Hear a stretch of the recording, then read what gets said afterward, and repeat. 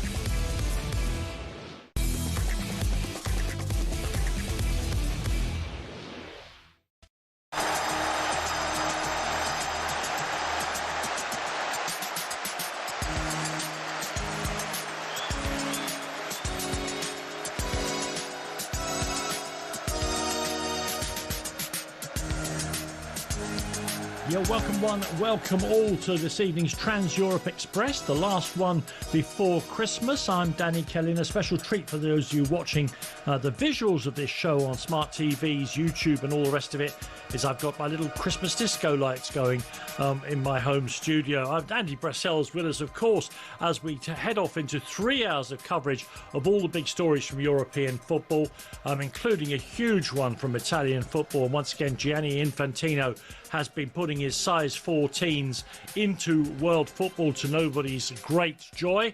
We'll have a load of guests for you after we've done Mbappe Watch. Daniele Fisichella will be joining us from Italy, Tim Vickery from South America, and Tony Afoke, talkSPORT's reporter, live from Morocco, where the AFCON has begun.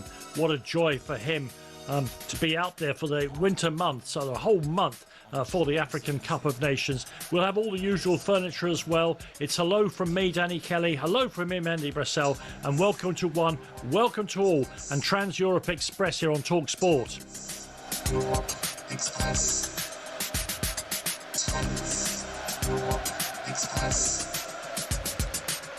Okay, Andy, how are you?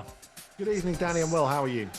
Very, very good indeed. You're, of course, keeping an eye on the other games going on around Europe for us. Why don't you tell us about those? Yeah, so at half-time, we've got goalless in Serie A between Genoa and Atalanta. That's despite Genoa being down to 10 men from the 3rd minute, with their goalkeeper being sent off. Atalanta not managing to break through just yet. Betis lead in the Liga, 1-0 over Getafe, a goal by Aitor Ruibal, header at the back post from an Anthony Cross. But I think the most interesting game so far, we've just started the second half, between Lyon and Saint-Cyr-Collonges. I will forgive you if you've not heard of Saint-Cyr-Collonges. I've barely heard of Lyon, Andy. Come on. Well, they're in the sixth tier of French football, and they're just down the road from Lyon. In fact, a load of the players live there. A lot of the Saint-Cyr-Collonges players support Lyon. It's currently 0-0 in the 47th minute, and it's being played in the Groupama Stadium. This is a French Cup match, of course, obviously. Yes. Listen, thank you very, very much indeed. As I told you, the AFCON has kicked off. It's in Morocco for the next month. There should be some fantastic football played there. We'll be getting a sort of a whole big roundup of what we can expect from the tournament a little later on in the show from Tony Fouquet. And meanwhile, the first game with the host Morocco taking on Comoros, the final whistle has just gone. To get a report on that went talkSPORT's Ian Abrahams. In pouring rain and watched by Gianni Infantino, it finished Morocco 2, Comoros 0. Morocco missed the first half penalty when Brahim Diaz was brought down. Allegedly, it was a very soft penalty award, but Rahimi missed a spot kick with a very poor kick. 2 goals in the second half for Morocco. The first created in Manchester. Sofiane Amrabat, formerly of United, to Mazraoui, who plays for United right now, to Diaz, who began his youth career at Manchester City. From 12 yards out, he swept the ball home. And then with 18 minutes to go, what's already a contender for goal of the tournament, lovely ball chipped in from the left-hand side to Ayoub El Khabi of Olympiacos. 12 yards out, fantastical bicycle kick into the bottom corner of the net. Comoros, who have a population less than Tyneside, gave it their best in the difficult conditions, but Morocco become the 20th host nation to kick off the AFCON with a victory on the opening night. It finished Morocco 2, Comoros 0. Thank you very much indeed. Ian Abrahams there will be reporting on many of the games out there in Comoros. And of course, I'm very, very jealous of some of my colleagues, both here and at The Athletic, who've gone to Morocco for the whole month to watch the football. And I was thinking particularly about the climate and how different it might be, but it's raining there as well. The suspicion, the difference is that the rain here in Ireland might be slightly colder than they're experiencing there in North Africa. Now, there is an amazing story this week about the relationship between world-famous, world-class and extraordinarily wealthy footballers and the kind of people that employ them at the very top of the game. That's coming up next because it's time for this.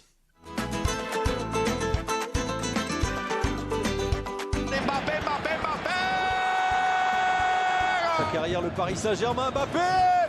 Mbappe! Little give and go, Mbappe's in! Oh, it's 2-2! He scored twice in 2 minutes! Tête de Kylian Mbappe! Allez, Kylian!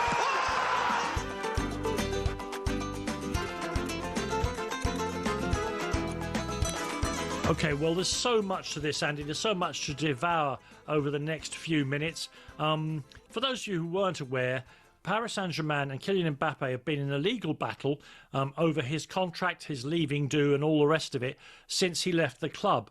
Kylian was claiming they owed him 263 million euros.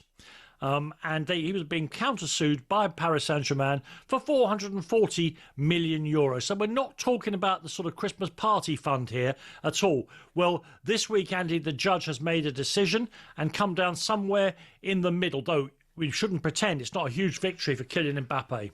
No, that's right. He was awarded 61 million euros by a court in Paris this week for unpaid wages and unpaid loyalty bonuses as well. So on one hand, of course, they've said that Kylian Mbappe's claim for damages to his reputation, etc., is meritless.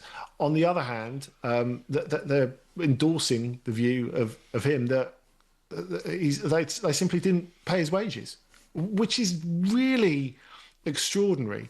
Now, look, I think that there are a lot of people who will listen to the numbers in this and think that they don't have any sympathy for either party. And, you know, after leaving on a free transfer, why would Kylian Mbappe be suing them for anything? Because they were his wages and they were owed to him. And of course, that last season where they kind of put him in the loft, as they say in France, they left him totally out of the first team squad and said, you know, until you agree to revoke loyalty bonus, you won't be playing for the first team. If you don't accept a move to Saudi Arabia, which would make us a lot of money while you're still in contract, you won't be playing for the first team. And then when it became clear that he was going to Real Madrid, with Luis Enrique's complicity, they often left him out of the first team, despite the fact he was clearly one of the best 11 players that they have. So that last season was pretty difficult for him. And this is, I think, sometimes we make the mistake, or society makes the mistake, of saying that basic rights need to be governed by what we think of a person. And what do we think of this person and their demeanour and their Andy, motivations? if I might be so None bold, of this stuff matters. None of it matters. If I might be so bold as well, there's also a group of global some of them are capitalists, some are just very rich people who think that the rules don't apply to them. Let's be honest about it.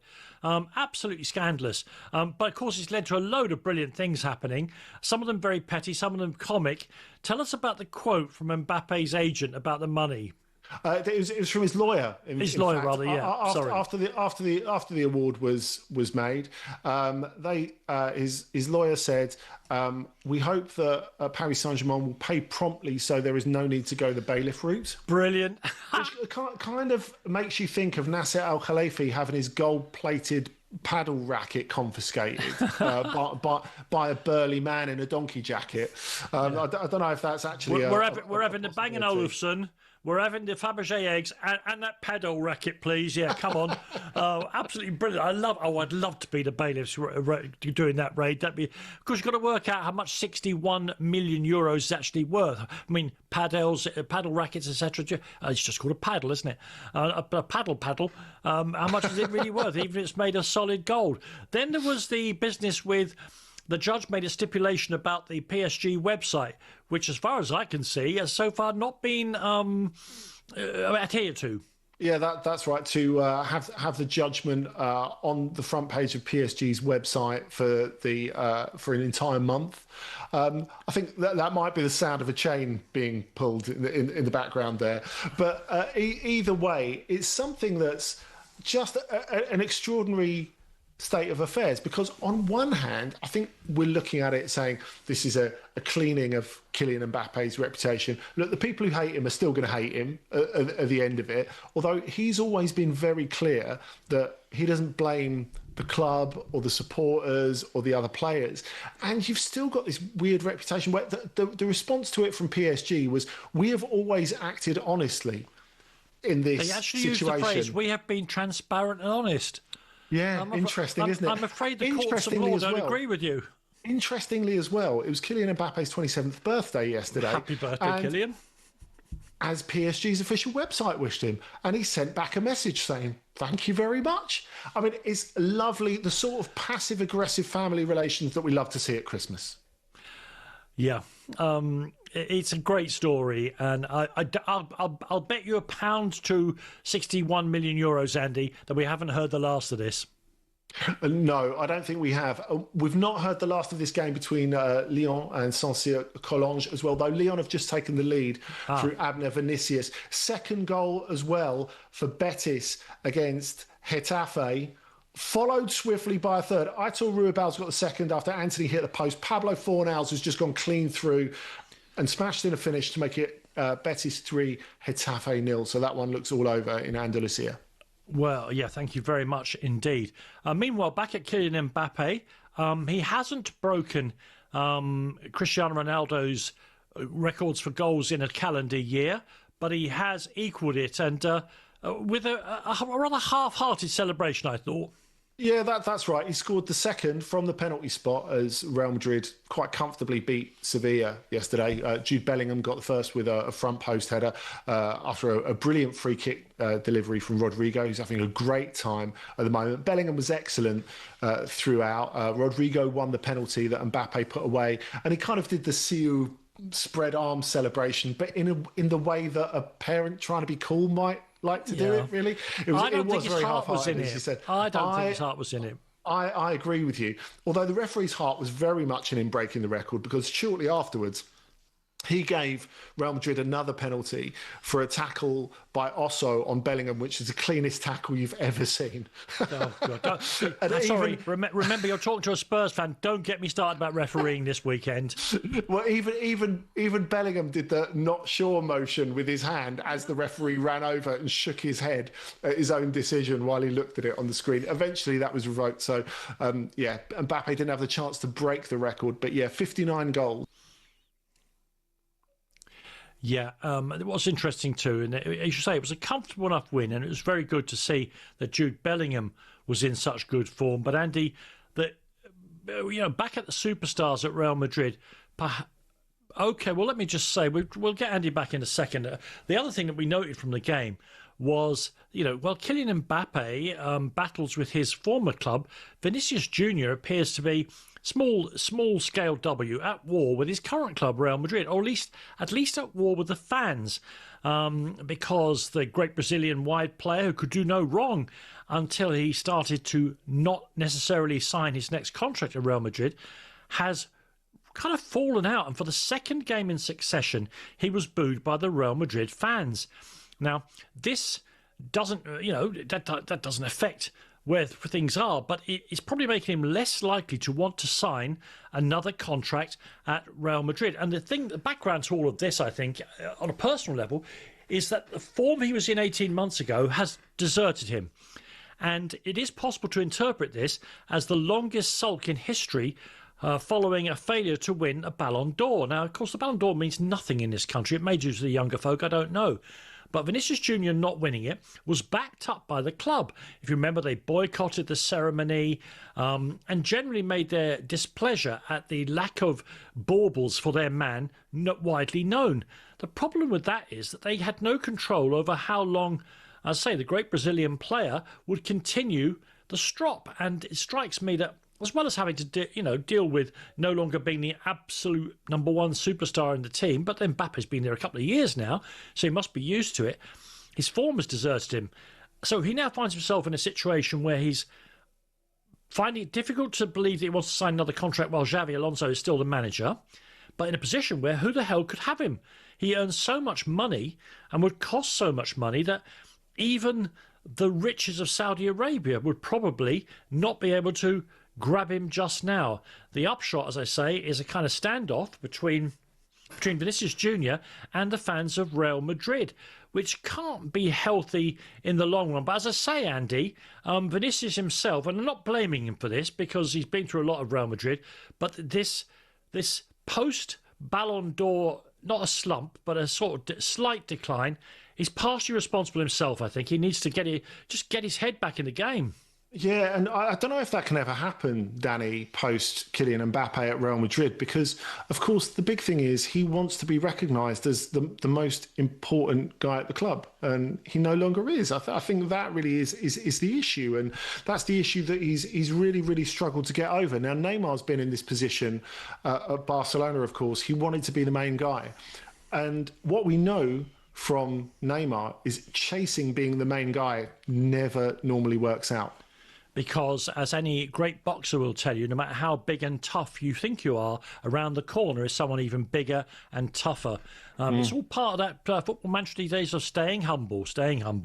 Listen, Andy, as well as the games that you're reporting on and the AFCON that we just heard about from Ian Abrahams, there's another live sport we must keep across. I'm watching American football as well. But as we head into the absolute crux of who's going to qualify for the playoffs and who isn't, but the PDC World Championship Darts, which is, of course, a brilliant thing all across the festive season, it continues at Alexandra Palace. Let's get a latest update now from Paul Nicholson. We're having quite the night, Danny, because Martin Schindler won his game in game one by 3-0. Every set went 3 legs to 2. Thereafter, the Iceman took to the stage Gerwin Price, the number 9 seed, and everybody thought he was going to cruise into post-Christmas darts, and that did not happen. Big Wesley Plezier from the Netherlands, the 2-time WDF World Master, decided he's not having any of it, and the ice cracked under Gerwin Price's feet. 3-0 to Wesley Plezier, so the Iceman is out. And now we've got Luke Littler on the stage. He, unbelievably, was 2-1 down in the first set and faced 5-set darts from David Davies from North Wales. He missed all 5, and Littler dodged a bullet. He's won the first set by 3 legs to 2, and live coverage of that is currently going on talkSPORT 2. PDC World Darts Championship update on talkSPORT with Village Hotels. Hit the bullseye this New Year's Eve. Party at one of our New Year's Eve events. 34 locations across the UK. Find out more at villagehotels.com.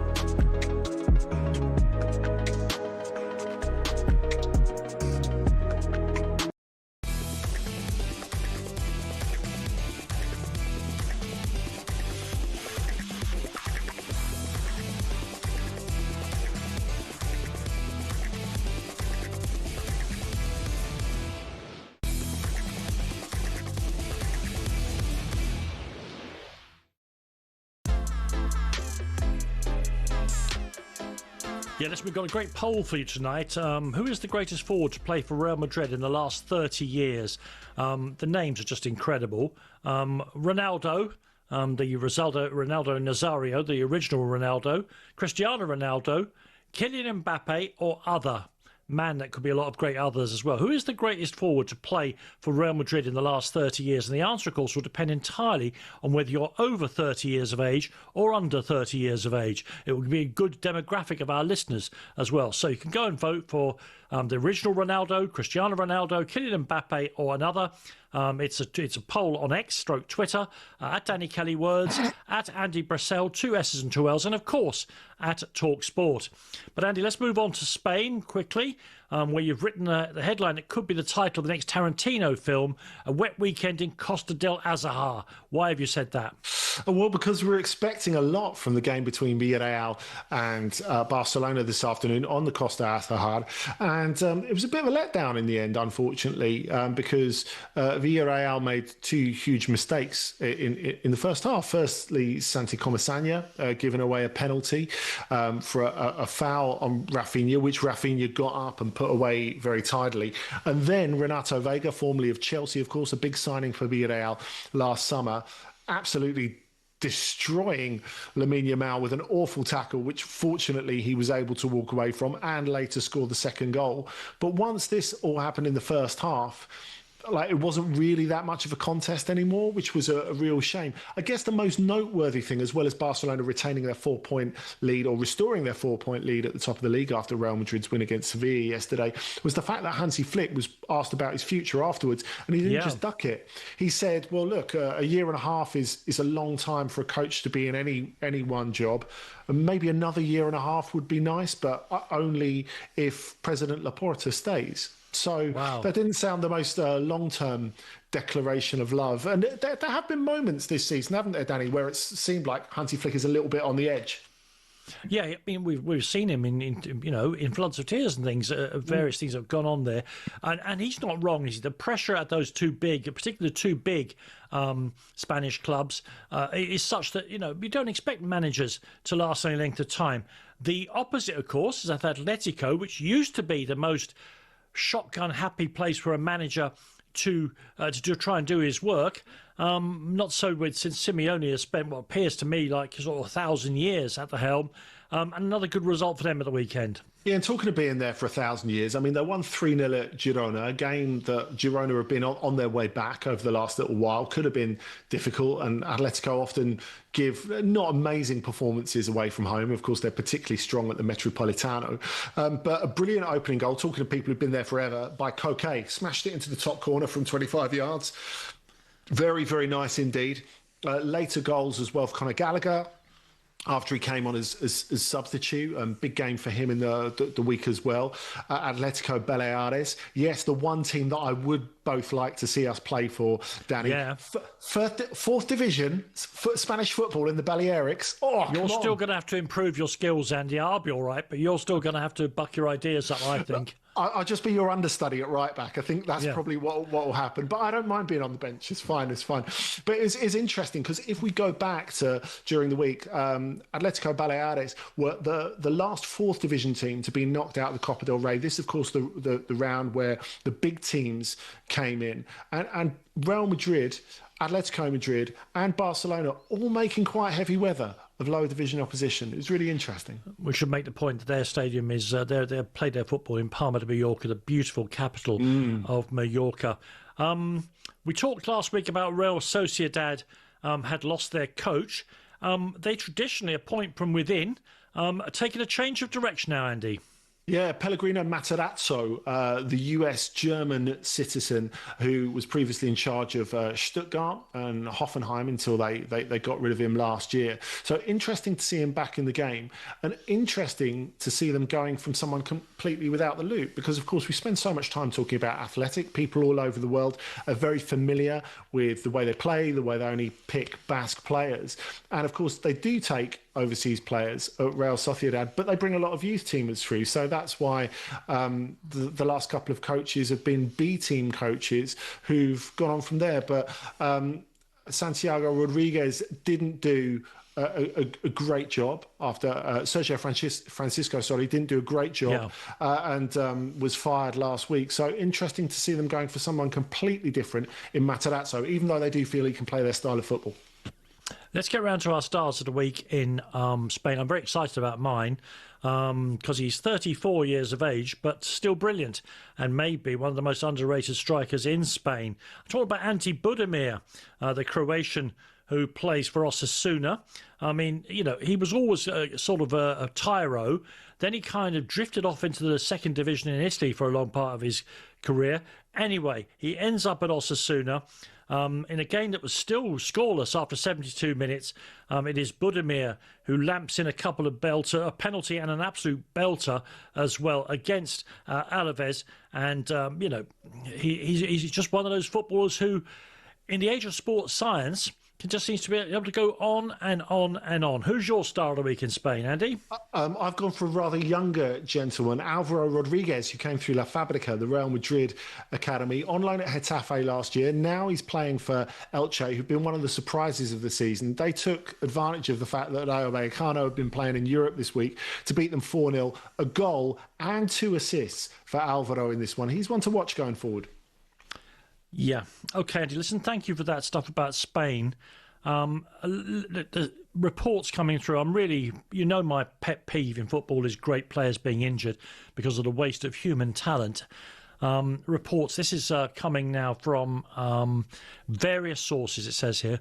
Reports are coming tonight suggest that Alexander Isak is set for a period on the sidelines due to sustaining a suspected leg break during the Spurs against Liverpool game last night. We'll update you further on this when we have more information on the situation. So that's something that appears to be getting worse, although, of course, in modern times, a leg break is probably not as bad as, say, an ACL, because such is the genius of the medical staff, under whom, no doubt, Alexander Isak will be getting the best treatment available to man or woman. Reports tonight that he may have broken his leg at Spurs. We really will bring you updates on that as soon as we get them. Next, though, we'll be going to Germany.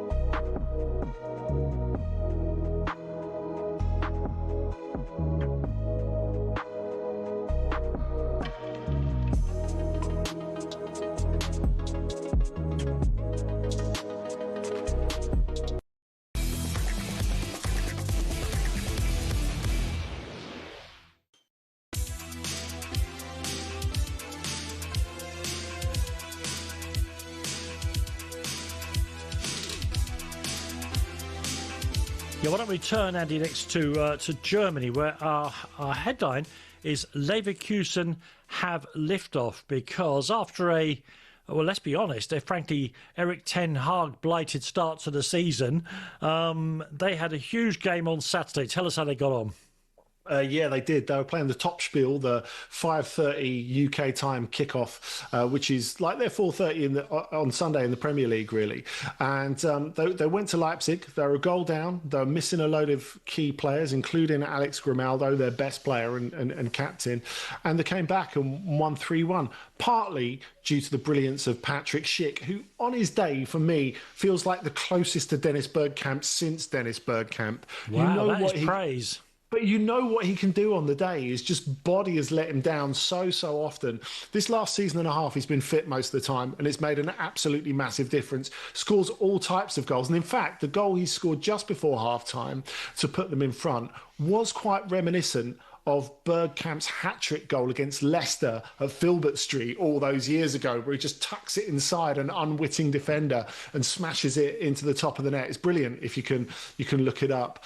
And it was a great moment for Leverkusen, because, as you said, those first two games under Ten Hag, they got 1 point out of those two games. Since, they've got 28 points out of 13 games. Bear in mind that the coach has come in, Kasper Hjulmand, of course, the former coach of Denmark, and he has had no time to work with the players, given the calendar, and they're all completely new players, so they don't know each other either.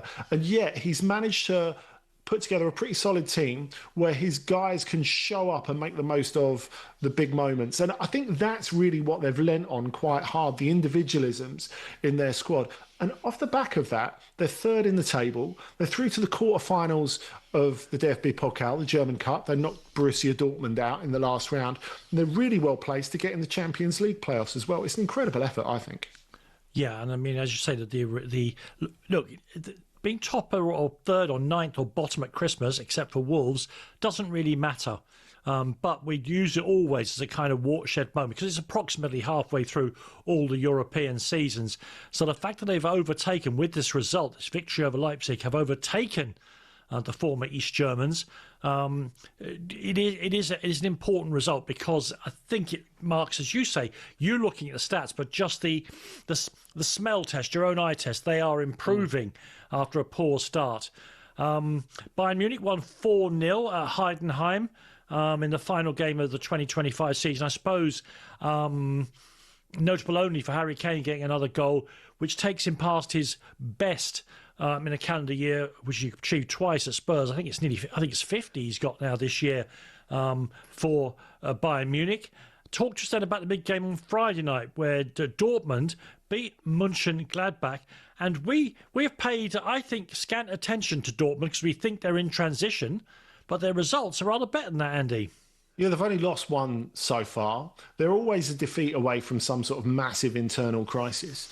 But this, I think, was a really good underlining of how good a job Niko Kovac has done there, in that they had a few difficult bits, as Dortmund always do, but they've got the second best defensive record in the division. They're pretty solid. They were missing a ton of defenders, and yet Gregor Kobel wasn't the busiest man on the planet, at least partly to do with the fact that Niklas Süle came into the team. Now, of course, they've got Valdemar Anton and Aaron Anselmani, who is on loan from Chelsea at the moment. And Anselmino looks very, very good by the way when he has played. And they've got Rami Bensebaini off at the African Cup of Nations. So Niklas Süle comes in, and this is at the end of a week where it's been made pretty clear from sources around the club that they won't be extending Süle's contract at the end of the season. Why? Well, because he's not been amazing since he joined on a free from Bayern, and because he joined on a free from Bayern, to underline that, 14 million euros a year in salary, which Dortmund had never come in anywhere near that. And it'll be interesting to see where he does go next, if indeed he does go somewhere next. He's just turned 30, and obviously he's an extremely rich man at this point. But he came in, played a really good game. Of course, he's had loads of stick for his weight over the years, and that was an issue at Bayern as well, but played excellently and set up the opening goal in that game for Julian Brandt. Yeah, I mean, 14 million a year. I mean, that really is talkSPORT production money, isn't it? That is a sort of thing that our colleagues pull down, Andy. Fantastic. Tell me about the game between Wolfsburg and Freiburg. The Battle of the Bergs was a belting game.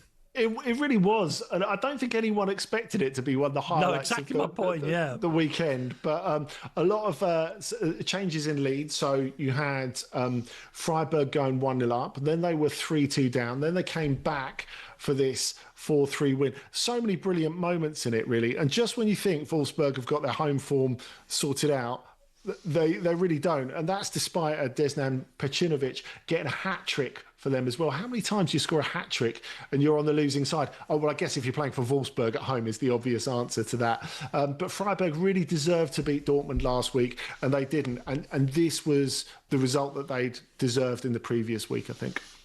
Yeah, who's your star of the week in Germany, Andy? My star of the week, we're going to go back to the game, actually, between Leipzig and Leverkusen, because we were talking so much about players coming through. Well, we didn't mention the guy who scored the goal that clinched it in the final minute on the counter-attack, Montrell Kulbrith. You won't have heard of him before because he's 18 years old, and it was his first game for Leverkusen.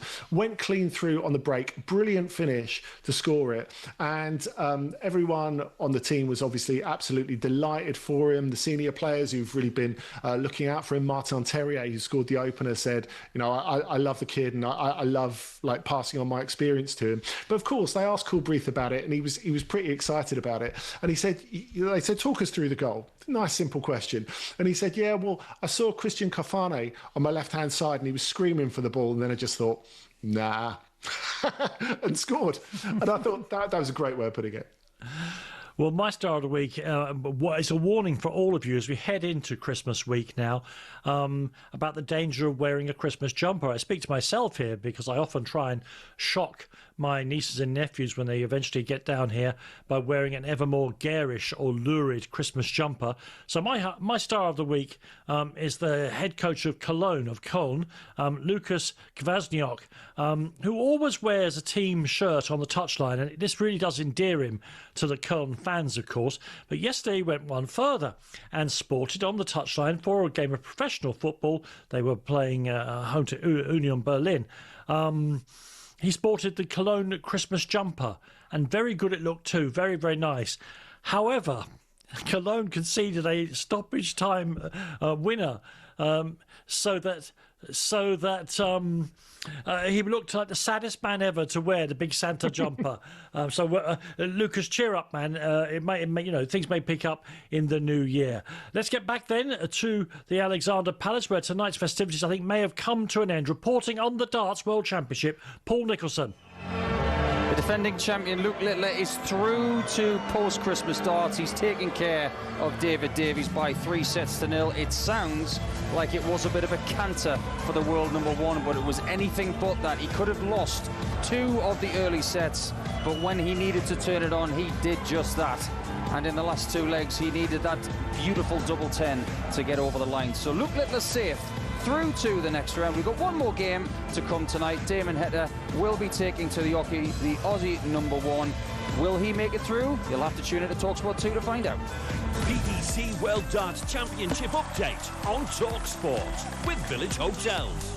Hit the bullseye this New Year's Eve. Party at one of our New Year's Eve events. 34 locations across the UK. Find out more at villagehotels.com. Yeah, thanks to Paul. As Paul says, we will bring you, of course, the latest from that final match of the day there up in the high parts of North London. But if you want to hear live commentary on the darts throughout the next 2 weeks, the only place to be is over on talkSPORT 2. Fantastic coverage from our colleagues there. Next here on talkSPORT, though, on Trans-European Express, we'll be going to France, where there is a brilliant, I think, transfer story of a great young player coming into France sometime very soon.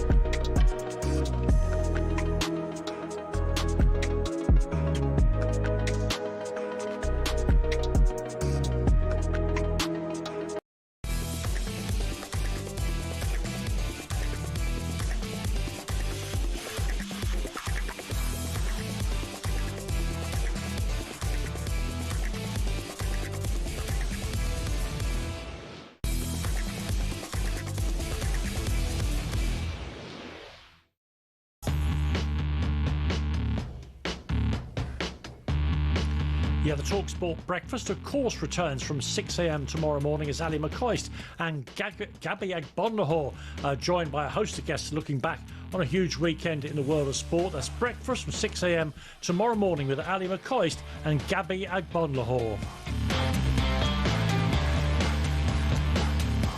Yes, Gabby no doubt will be in high dudgeon about the form that Aston Villa continue to display. But Andy, we're going to talk about France next. The headline is the Coupe of Cheer, the Cup of Cheer, because, of course, it's Cup week in France in the French Cup, which you consider to be the greatest annual non-league tournament, cup tournament in the world, with all due respect to the FA Cup. But first, though, the story I want you to tell me about is I think this is an amazing coup for French football and for Lyon particularly, that Endrick, the super talented young Brazilian, is going to Lyon on loan. Yeah, we're getting closer and closer to the officialisation of the loan move. It will just be Is that a word, Andy? It is in French. Why don't you try confirmation and something that we actually know? Yeah, I'll try. I'll try not to go too Del Trotter. So I think the interesting thing is, I mean, this has been on the cards for a couple of months now.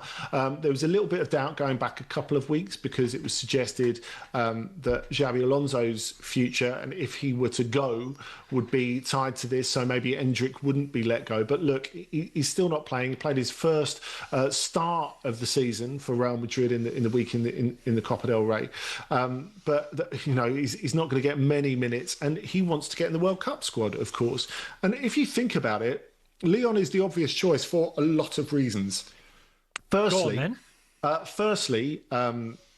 he has a lot of Portuguese connections there. There's a great Brazilian history at Lyon, be it Juninho Pernambucano, Caçapa, Chris, Sonny Anderson, whoever else you might like to talk about. Of course, you've got a Portuguese-speaking coach, Paulo Fonseca, who he's already had a long conversation with. And, of course, the main one is the fact that Carlo Ancelotti is very familiar with French football, which is a big deal with him being the head coach of Brazil, of course. And if Endrick goes, he knows he's going to be able to play. You look at the attacking players that have left Lyon since the end of last season. So you look at Lacazette, Mikatadze, Ryan Cherki, Thiago Almada, I suppose you could consider that as well, because he's an attacking midfielder. So, and as well, they've got injuries as well to Ernest Nuama and Malik Fofana at the moment. So he knows he's going to get a game every single week. Now, Lyon play football with quite a lot of merit, but they look like they don't know how to put the ball in the back of the net, as they've been showing for most of this game against the 6th Division team this evening. Just coming to an end, by the way. We're in the second of 3 minutes of injury time. Lyon 3, Saint-Cyr Collonges 0. They pulled away a little bit towards the end. 2 goals from the substitute, Pavel Schultz. Funnily enough, the first one of them set up by a young English striker, 17-year-old Alejandro Gomez Rodriguez. Brilliant assist by him to lay the second on a plate for Schultz. And Andy, I hope I'm not being disrespectful to French football in general and Olympique Lyonnais in particular. When I say, I mean, it's meant as a compliment. This is the Endrick thing is a fantastic coup for Lyon, isn't it? Totally. I mean, you're talking about getting him for free, basically, for 6 months. And amazing. A player who you would never be able to sign normally. It's only for 6 months, but you know what? If it was your own player, if he was playing at a good level for 6 months, he'd probably get sold anyway. So, it's something that's going to work really, really well for them in the short term and could push them towards the Champions League places. That's exactly my thought about it as well. Meanwhile, back at the French Cup, the Coupe de France, there were shocks, Andy, both positive and negative for teams from the top division. Yeah, so there's always one massive shock. And the massive shock this weekend was Nancy taking the short trip to Avranches and going out to a 4th-tier team. Bear in mind that Nancy, and they did go out on penalties, so it went all the way to a shootout. Nancy were in the Champions League last season, and they've now gone out to a 4th-tier team. It was celebrated, as you would expect, so joyously, which was fantastic to see. But maybe the biggest shock of the weekend, Danny, was Nice actually winning winning a game. Now they're playing St Etienne, who are in the second tier at the moment, but very much pushing for promotion. They went to the Allianz Riviera and they went 1-0 up, and you thought, oh, here we go again. But Nice did come back and to win 2-1. Morgan Sanson, formerly of Aston Villa, of course, scoring the winner in that game. First time Nice have won in 2 months, and the look of relief on the face of their coach Francaise at the end, really something that will live with me for a while. Yeah, I mean, just explain to people why you think the French Cup is so important and fun, Andy. It's not because I disagree with you, but I just want to know why you think that, because in this country it is a matter of writ that the FA Cup is the greatest cup competition in the world. Yeah, and I don't know if it is anymore. I mean, but that's not really why I think the Coupe de France is as good as it gets. Because even if you think some of the magic has come off the FA Cup in England, then that's a different discussion. I think the thing is here that you get so many teams from so many places competing. The sheer scale of the cup. I mean, we're talking about Saint-Cyr-Collonges, for example, from the outskirts of Lyon, who are playing against Lyon, which is a hell of a tie anyway. This 6th division team going and playing against their heroes, who most of them live in their neighbourhood, because it's quite a nice neighbourhood. Like Tolisso lives next to the ground. And it's fantastic. It's the fact that they've had to get through 6 games to play in this already, and not just 6 games against teams from mainland France. You get teams. This is the great thing, isn't it? You get teams from Guadeloupe and La Réunion playing as well.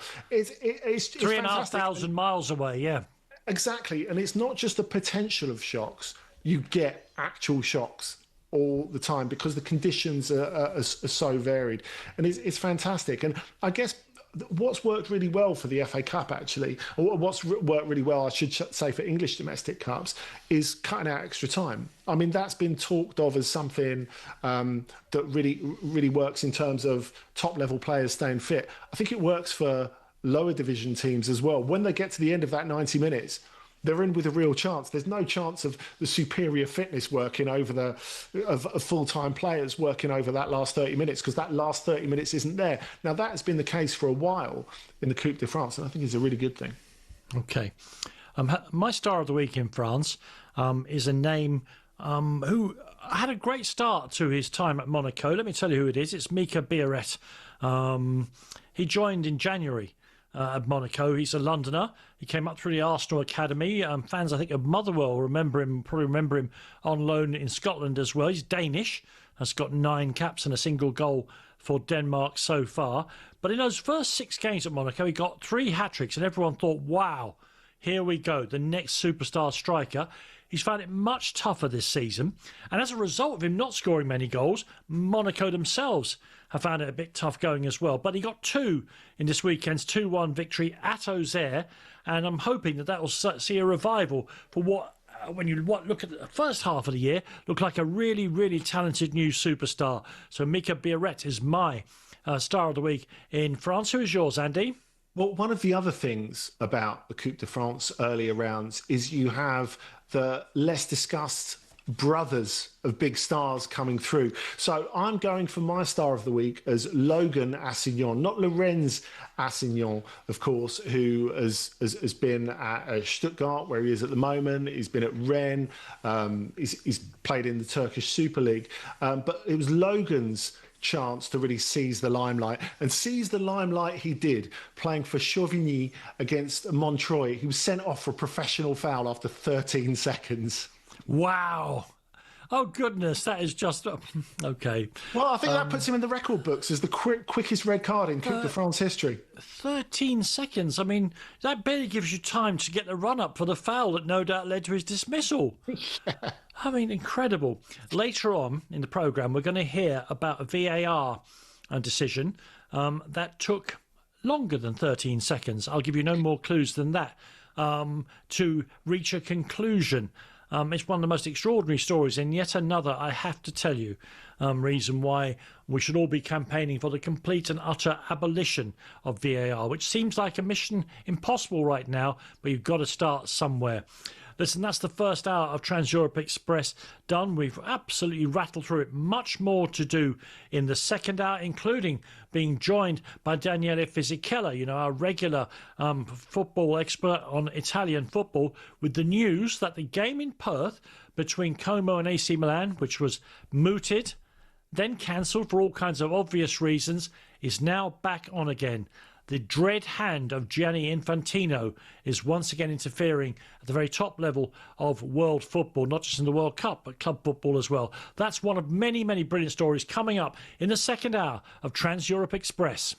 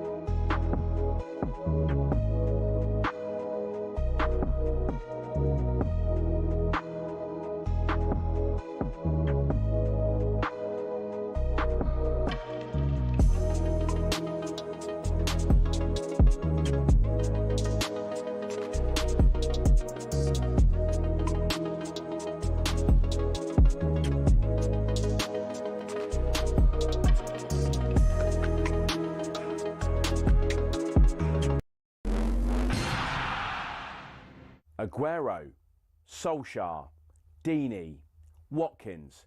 Sure, you know all about those last-minute goals, but have you heard the one about the on-loan goalkeeper who saved his temporary employers from disappearing out the Football League and into almost certain financial oblivion? Back in 1999, Carlisle United, managed by Nigel Pearson, were fighting to stay in the Football League. Carlisle's finances were precarious with a capital P that season, leading to a scenario where, with 3 games to go, they had to ask the FA to sanction an emergency loan deal to bring in a goalkeeper. Swindon Town's Jimmy Glass arrived at the club. His efforts in his first 2 games earned the Cumbrians 2 draws. Those vital points meant that Carlisle went into their final game of the Division 3 season, now League 2, needing to beat mid-table Plymouth Argyle in front of their own fans and hope their relegation rival Scarborough didn't win against Peterborough at home. The game at the McCain Stadium finished 1-1, and with the same scoreline at Brunton Park deep into injury time, Scarborough's fans invaded the pitch en masse, believing their Football League status was secure, convinced they'd done enough to stay up. However, there'd be one more plot twist. Carlisle won a corner in the dying seconds, and up came Jimmy Glass. In one of those you couldn't make it up moments, Glass scored from a rebounded header and was promptly swamped by teammates and thousands of fans who quite simply couldn't believe what they'd just witnessed. As for Jimmy Glass, he became an overnight celebrity, but he never played for Carlisle again, and his playing career never really kicked on after that defining moment. He took on various jobs outside of football before finding his way back into the sport as player liaison officer at Eddie Howe's Bournemouth, and most recently the general manager at non-league Wimborne. Not the fairy tale ending to one of the most Hollywood moments in football, but the name Jimmy Glass will live on forever as the scorer of that goal, arguably the most important in any club's history.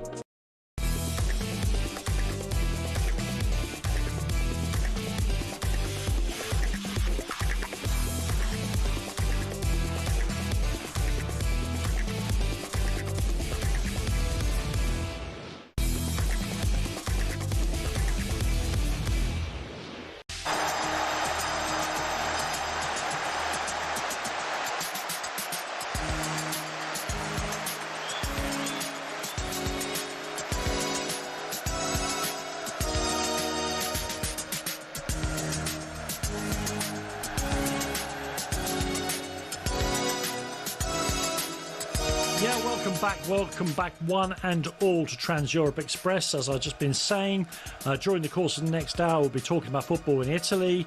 We'll be looking back on the Conference League stages, the Europa Conference League, which has now, those stages have ended, and they've ended, surprisingly, with Crystal Palace outside of the automatic qualification for the round of 16. They have to go into the punishment round. We'll talk about the Intercontinental Cup, which ended with a hilarious penalty shootout and much else besides. So all of that, plus we'll be joining very, very soon Daniele Fisichella to talk about this business of a Serie A game in Australia. Thank you for being with us, even as we head into Christmas week. We're so glad to have you company for the next 2 hours, I hope, here on talkSPORT on Trans-Europe Express. Yeah, I'm Danny Kelly, and Andy Brassell is with me. Before we move on to Daniele Fisichella, just very quickly, our poll tonight is causing conniptions. I don't even know if conniptions still exist, but they did when I was a lad. Our poll is, who is the greatest forward to play for Real Madrid in the last 30 years? And we've put down Ronaldo Nazario, Cristiano Ronaldo, Kylian Mbappe or other. Now, other, you would have thought, would have satisfied those who wanted to vote for Raul. But no, Andy. They are doing their nut on social media. Where's Raul, the greatest player, etc., etc., etc.? We discussed this at the start of the show, because if you put in Raul, you're kind of saying no to Higuain and others. And I must say, and I'm prepared to take the brickbats for this, when I was making my list for this earlier on, Raul wasn't in my top 5. That may show how stupid I am. Really? Oh, yeah. Really? Well, Good player. All I can say is the South London branch of the Karim Benzema fan club are on the streets There at you the go. moment. There you And go. I tell you what, I'm nearly 300 miles away from them, and I can see their burning flames from here. It's amazing. All this reflects, of course, the quality of forwards that Real Madrid have had over the years. Go and vote in the poll. Have your say as well. Try and keep it at least... You can be horrible about me, but don't be horrible about Andy. I don't like that so much. The Brazilian Ronaldo, Cristiano Ronaldo, Kylian Mbappe, Senior Other. It's on X-Stroke Twitter, at talkSPORT, at Danny Kelly Words, and at Andy Brassell. Meanwhile, they put the left foot in, they put the right foot out. They do the okie dokie and they shake it all about. I'm talking about the football authorities with regards to these blinking overseas games.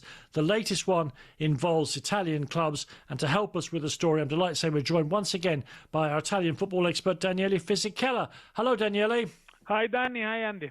Hello. Really, thank you. And I'm not going to attempt Happy Christmas in Italian. I think I know the words. Thank you. Buon Natale. Yeah, absolutely right. Thank you very much indeed. You're making me feel so nostalgic, Daniele. When I was a youngster, when I was a teenager, obviously I went to school in a Catholic school in North London, so it was entirely Irish kids and Italian kids, yeah? And on Christmas Day, the family who I was closest to, Italian family, they used to come down to Islington from where they live to go to Mass in the Italian church. And then they would then come to our house and we would exchange cultures. They would give us a panettone and we would take them across the road to the Irish pub. And it was a beautiful, beautiful moment of bewilderment. My mum would look at the panettone and go, what is that? And I would take them across the road to the Irish pub and they would look at pints of Guinness and go, what is that? And it was a wonderful thing. But listen, Daniele, so this game between Como and Milan, which was puted, is that the right word? It was putative, certainly. It was suggested would be happening in Perth, Western Australia. They couldn't make it any more difficult to get to, could they? It was then said, no, this is not possible, we won't do it. Well, it's back on. What's happened? It's made official by the Italian football authorities that the game between Milan and Como is going to go ahead on the 8th of February, Sunday, 8th of February 2026, kick-off to be confirmed because there are 7 hours difference between Italy and Perth, but it will be likely to be at 2 p.m. kickoff local time. So obviously the Italian broadcaster can broadcast it at a normal time. Let's say it takes almost 20 hours from Milan to Perth, give or take, 14,000 kilometers, plus of course the jet lag.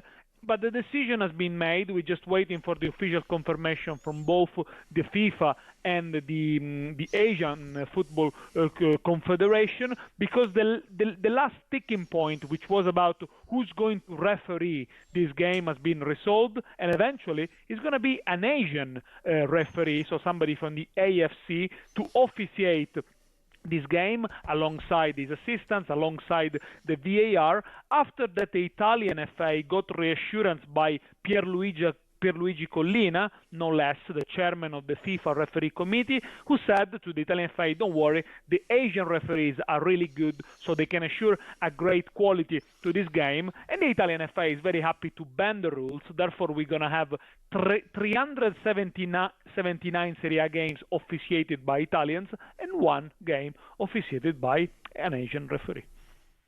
And I guess that is the way that a lot of domestic football is going, Daniele. We've had overseas referees in Greece and Turkey, so I guess it's not that unusual in modern European football. But I wanted to go back to what you were saying about the scheduling there. I mean, it's something that's always struck me and this is something that's been brought up earlier in the process, when you have the NBA having a regular season game in Europe, for example, in Paris or London or Berlin, as it's also going to be this year. Now, I guess for the first time in a while, the NBA are making the 2 teams who are doing the trip play 2 games while they're over, which seems to me a far better employment of time because they're away for a whole week. Now, clearly, there's a lot more games in the NBA season, but you talked about the length of the travelling. I mean, are there going to be any adjustments made elsewhere in the calendar for the sort of fatigue that these 2 teams are going to be taking on? They are studying how to stagger the fixtures, but there isn't really a lot of room for making adjustments because, okay, although Milan are not playing in the European competition and they've been knocked out of the Coppa Italia, Como potentially could play a Coppa Italia tie just before or after this trip to Australia. So therefore, it looks like maybe Milan are going to fly to Australia on the Monday after having played on a Saturday away at Bologna, and Como could do the same. So it could be really a touch-and-go trip. But of course, this is a decision that makes everyone unhappy, but the Italian FA and the Italian footballing authorities. Max Allegri, the manager of Milan, said that he didn't want to go to play in Australia because it's likely Milan are going to be in the title race comes at the beginning of February, and this is a disruption, of course. Mike Maignan, the goalkeeper, and Adrien Rabiot spoke against it, only to be rebuffed by the Italian FA when they said they didn't want to play in Australia. Como seems a little bit more keen on the trip, of course, because they are a team that is growing, is expanding, and they know there could be a potential market in Australia. But of course, the fans and the supporters are the one losing out. The Milan season ticket holders are going to get refunded. The Como supporters, Como is only 45 minutes away from Milan. The Como fans have got no way of going and watch Como playing Milan in Perth, but there is no mention of that as well. Of course, it's all about the money, the finances, and what the Western Australian government has promised the Italian FA, which is 12 million euros, roughly 4 million euros each for the clubs. Then you think, is it really worth it? I mean, look, the two people I think about here are, as you rightly say, fans of both these Italian clubs and what they make of it. Particularly, some will have watched every home game for the past 40 years. Plus, the Australian football authorities, they're loving it. The Western Australian authorities are loving it. What about the Australian League? It puts it into a kind of shadow. But listen, the other big story that's breaking in about your part of the world, Daniele, and I think you've got some updates on this, is that after years of waiting for him to serve out his ban before he returned to Spurs, Fabio Paratici, arguably the most famous football director around at the moment, looks like he might be leaving North London very, very soon, going back to Italy and Fiorentina. There is a lot of optimism in Florence that Fabio Paratici is going to join the club on a 5-year deal as a sporting director. Fiorentina need a new sporting director after Daniele Pradè left the club. So Rocco Commisso, the Italo-American chairman, has made an offer to Paratici, who seems to be keen to go back to Italy. Last summer, Paratici himself was very close to become the new sporting director of AC Milan before they chose Iglitare. Of course, he was suspended for 30 months following the artificial gains scandal with Juventus. But yeah, he has served his ban. And Fiorentina, by the way, tonight they won the first Serie A game of the season, 5-1, a very convincing victory with 2 goals from Moise Kean. So if they can get a new sporting director, which they badly need, they need a strong man. They need somebody who can impose his authority and can, of course, mediate between the players and the management as well. I think, that will be a good move of Fiorentina, who, by the way, are still bottom of the table, inexplicably in a way, considering how good they are. But if they start hiring Paratici, which, by the way, that could lead to a revolution in January. There are a lot of players who might leave the club, so there might be some new faces, of course, having somebody so experienced in doing transfers and deals. But that could be the start of the renaissance of Fiorentina, who needs to drag themselves out of the relegation zone. But I guess that's it, isn't it, Daniele? The fact that they are sort of over a barrel. So this offer that he's going to get from Commisso, which is slated to be a 5-year contract, almost unprecedented in the modern world for a sporting director, and the amount of control he's going to get there, he would not get at any other club. It's really dictated by where they are at the moment, isn't it? Absolutely. They got it badly wrong with the choice of the manager first, Stefano Pioli, which was not Daniele Pradè, the previous sporting director choice, and then the frictions between Pradè himself and Rocco Commisso and the fans. They are in a very dire situation, playing in a half-built stadium because the Stadio Franchi is being refurbished. So things are not going according to plan. for a team, Fiorentina, for a management that has spent an awful lot of money in the last few seasons, not only to buy players, only this summer 90 million spent in player purchase, but also to build a state-of-the-art training center, the Viola Park, which will remain, will stay, and is great. But they need to deliver on the pitch, and of course they cannot afford to go down, especially this season. Next season is the centenary of Fiorentina. Surely they don't want to celebrate it in Serie B, and Paratici could be the right man at the right time. Yeah, and from a Spurs point of view, I suppose it helps to untangle the fact they've got two sporting directors with Johan Langer also there, and it shouldn't be forgotten that this is perhaps a little less of a surprise to me than it might have been, because of course we should never forget that Paratici's main relationship in North London was with Daniel Levy, who is no longer at the helm there at Spurs. Listen, thank you very much, Daniele, for that. That's Danny talking to Daniele about Daniel. I really enjoyed that very, very much indeed. Meanwhile, the darts is heading towards conclusion. We're into the last game of the night, Alexandra Palace, the World Championships. Let's see what's going on with Mark Wilson. Yeah, cheers, Danny. On a night of shocks, going price already dumped out by Wesley Plaisier in the second round. Damon Heta, the 16th seed, is up against it. He's lost the opening set to the Swiss player Stefan Belmont. Belmont knocked out the great Raymond van Barneveld in round one. Well, he led 2-1 in the opening set. He missed 7 darts for the set. Eventually finished on 1-1. It was a nervy moment for the Swiss player, but he celebrated on the stage. It's a race to 3. Winner of this one will take on Rob Cross after Christmas in round 3. It's over on talkSPORT 2 right now, where it's Damon Heta 0, Stefan Belmont 1. PDC World Darts Championship update on talkSPORT with Village Hotels. Hit the bullseye this New Year's Eve. Party at one of our New Year's Eve events. 34 locations across the UK. Find out more at villagehotels.com.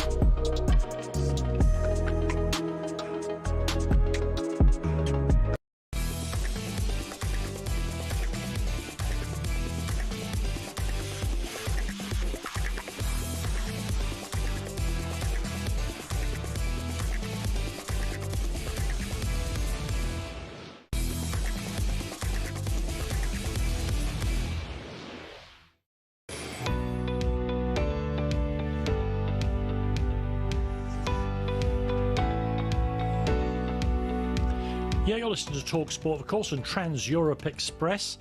The last show before Christmas. I'll be sending out a bit of a greeting to you all a little later on. But for those of you who have a school night tomorrow and may have to go to bed a bit earlier before the end of the show at midnight, just all of you, thank you so much for listening to us through all of the year. We really, really appreciate it as Trans-Europe Express makes its way towards the end of its 10th season on air here on talkSPORT. We couldn't do it without our production team. And I'm saying this now rather than at 12 o'clock so that more people will hear it. We couldn't do it without our production team, Jack and Harjot and Kitch and others. So thank you very much to them. And Andy Brassell, of course, without whom there is no show. And of course, all the many, many special correspondents we have all over the world. Tim Vickery deserves, of course, an absolute mention as well. And I'll thank him as well. Happy Christmas to you all. A happy New Year. Let it be peaceful and healthy for you and those you care about. Which takes Andy back to Italy. A headline, a cup that Conte likes. Because Antonio Conte, who has shown somewhere between dismissiveness and a complete lack of interest in most cup competitions during the course of his career, am I right in thinking he's only won one cup in his 20 years as a top manager? FA Cup at Chelsea, and that's incredible thought, isn't it? He did win 2 Super Coppas with Juventus, and I guess this sort of came to mind for me because, of course, it's the Italian Super Coppa this weekend. So we've had the semi-finals already. Yes. It's an expanded format, like it is with the Spanish Super Coppa, and takes place in Saudi accordingly. And really, I guess if we think of this as a modern evil of European football, this is something that Italian football has been doing for ages. Of course, there was already the special relationship between Colonel Gaddafi and Italian football going back 20 plus years, which led to the Italian Supercoppa being played in Tripoli back in the days when Juventus had one of his companies sponsoring the front of their shirts. And of course, you had one of his sons playing in Italy very briefly, which was a very strange situation. But yeah, you now have an expanded Super Coppa in Saudi, and I guess both Spanish and Italian leagues would say, well, this is what we've got to do to grab onto the coattails of the Premier League. Newsflash, it doesn't make a difference. But we have had 2 really interesting semi-finals to the Super Cups, and the first one was the most interesting one because it was the champions versus the league leaders, or the erstwhile league leaders, I should say, up until the last game. Napoli versus Milan. And it was very, very keenly contested, I think we can say. So Rasmus Højlund, the main guy, set up one for David Neres, scored the second himself, leading the line even better than normal, perhaps due to the fact that Romelu Lukaku's fit enough to be on the bench now and give him cuddles when he scores and pretends that everything's cool when they both know that they're fighting for the same place. And talking of fighting, we had that set towards the end of the game, where Fikayo Tomori looked like he was blasting the ball directly at Scott McTominay. That was certainly the view that McTominay took, and there was quite a ruck in the middle of the pitch. Unusual to see McTominay losing his head, because normally he's the calm one in Naples, isn't he? Yeah, there's something left over from the Premier League there, I'm guessing. Maybe. Talk to me then about the game between Juventus and Roma. Well, before we get to that, of course, we should say that the finals tomorrow night, and Napoli will be playing Bologna. That's right, Bologna, not Inter. Inter scored in the first 2 minutes of that game, but they came back. Riccardo Orsolini, who gave away the ball for the Inter goal, scored the equaliser from the penalty spot, and it was on penalties that Ciro Immobile, who's barely played because he's been injured, scored the winning penalty and got Bologna through to face Napoli. You'd think Napoli would be pretty pleased with that, but of course the last time they played each other in the league, Bologna gave them a right old going over, which is, funnily enough, talking of what you were just mentioning, that's what Juventus gave Roma yesterday. Yeah. Only 2-1, but there was more to it than that. And I thought attacking-wise, Juventus played one of their best games of the season. Francisco Conceição was fantastic. He scored the opening goal. It was a really beautifully crafted move. And then the winner was scored by Lois Openda, his first Serie A goal for Juventus. Of course, they've struggled to get him in. Now, Juventus pulled one back with Evan Ferguson. Roma pulled one back with Evan Ferguson having a shot saved by Di Gregorio, and that was put in by Baldanzi. But Ferguson, not exactly top of the pops with Gianpiero Gasperini. How have people been perceiving that in Ireland? Oh, Andy, you can imagine that Gasparini's post-match comments, I'll read them to you here in just a second, if they weren't, people don't read newspapers very much anymore, they were back-page news, you know. Gasparini, at least, when he's asked a question, he's honest, isn't he? And he was asked about Evan Ferguson, who, as you say, had got the a sort of rebound assist for the goal that Roma got. These were his words. Ferguson isn't convincing me, even in the second half, for a long time. He hasn't quite got into the swing of things, along with others. But we have a very solid team. Dybala and Schuler were served very well and have superior technical quality. I would make the same decisions again, he said, talking about leaving Ferguson on the bench. He then added, whoever started the game is who I think is doing best. It's clear that Roma is currently trying to improve and strengthen themselves in that area of the pitch. All of which, Andy, has gone down very badly in a country where we're desperate for Evan Ferguson to get bang up to speed, bang up to his potential because of these World Cup qualifiers coming up in the new year. And I suspect that if you read Gasparini's thoughts there, and I've read them out verbatim, that January somebody is going to get an opportunity to take Evan Ferguson and at least a physically fit Evan Ferguson onto their books. Yeah, I mean, those were the more polite thoughts of Gasparini. I mean, he's someone who is blunt to a fault, as you say. And, you know, he said, like, he just really wasn't convinced by the effort of Evan Ferguson either, which is pretty damning, I thought. Now, of course, it has been difficult for Evan Ferguson with the fitness problems he's had over recent years. He's not the only Roma striker that they're thinking of moving on in the winter window. They're open to offers for Artem Dovbyk, who's been out injured for the last little bit as well. So it's going to be a very, very busy January for them. And they don't have a lot of money, which is probably part of the reason they don't want to end up committing 38 mil to Evan Ferguson if they don't feel, or the coach doesn't feel that he's it. I do kind of wonder, like, is Brighton maybe not the spot for him after all? If you've got a leading man in Danny Welbeck who's not going to last forever, and Ferguson could go there and learn off him and allow him not to play every week? I mean, is that completely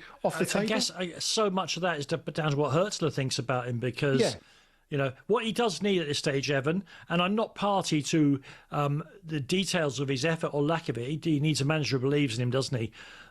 Because we know there's a good footballer in there. Somebody has got somehow to get it out into public.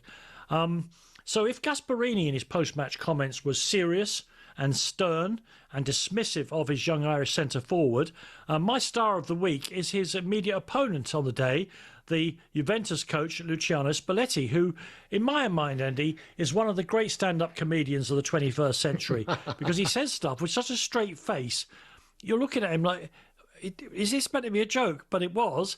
After the game, he was asking about quotes about Jonathan David, his recently acquired striker, not, quote, clicking with the rest of the team.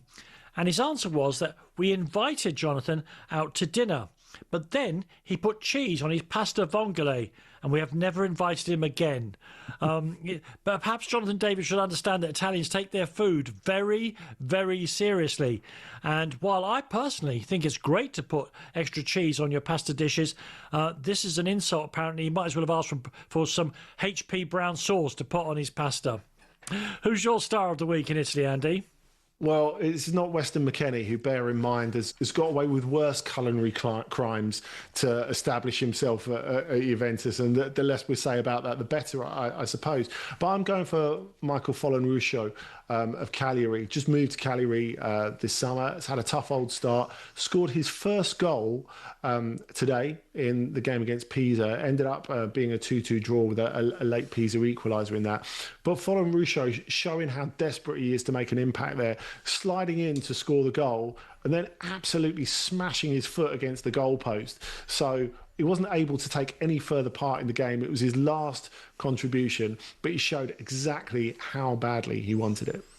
OK, listen, thank you very much indeed for that. Now, the Champions League and the Europa League still have 2 rounds to go before we know who is qualifying of a right for the last 16 and who will be going into those playoffs.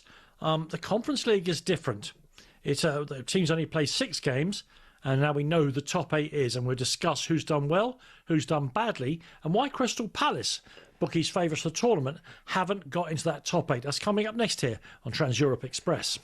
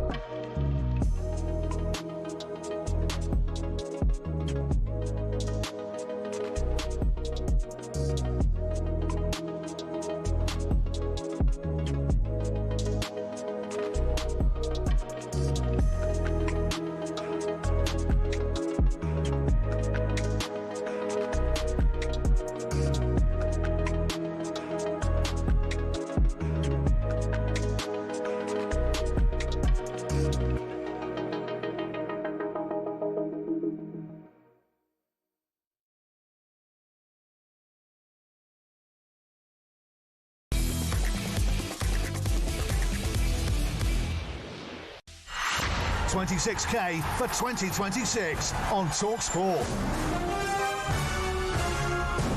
Yeah, talkSPORT, we're welcoming the new year by giving away a massive £26,000.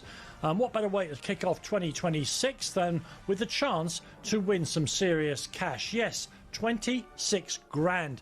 It's our biggest New Year cash giveaway, and it could be yours. It's 26K for 2026, and here's how to enter. For your chance to win, just text WIN to 83338. Text costs £2.50 plus your standard network rate, or you can call 0343 423 9761. Lines close at 12 p.m. on the 9th of January 2026. That's when you'll need to answer your phone if it rings. UK residents only and 18 plus, obviously. This is a network promotion. The full T's and C's are at talksport.com/win. So for your chance to win, just text WIN to 83338. That's 83338. Do it now. Best of luck, everybody. Andy, let's talk then about the Conference League. I said it's different from the Europa League and the Champions League, where teams play 8 games. The Conference League, they only play 6. So we now know the top 8, who's made it and who has not, who is in the so-called punishment round. We'll have to play 2 more games in a very busy New Year's schedule to qualify for the last 16. And I suppose we should start by saying congratulations to Liam Rosenior, whose Strasbourg team have topped the whole lot. Yeah, they have. And I think bearing in mind that their well has run dry a little bit in terms of Ligue form at the moment is even more remarkable. Now, look, we've always said at the start of these seasons, who are the teams who can realistically compete with the Premier League entrant? That's what we've been looking at. That's what we've been looking at ever since West Ham won the sophomore one, isn't it, really? Of course, Roma winning the inaugural edition. And I think that, like last year, it was a struggle because Chelsea were by far the biggest club that had ever been in the Europa Conference League, and may well continue to be that. Of course, there was a small window last season when it looked as if Manchester City might have been the representative, which would have put a whole new distortion on Manchester the balance United of the competition. are thereabouts this year, aren't they?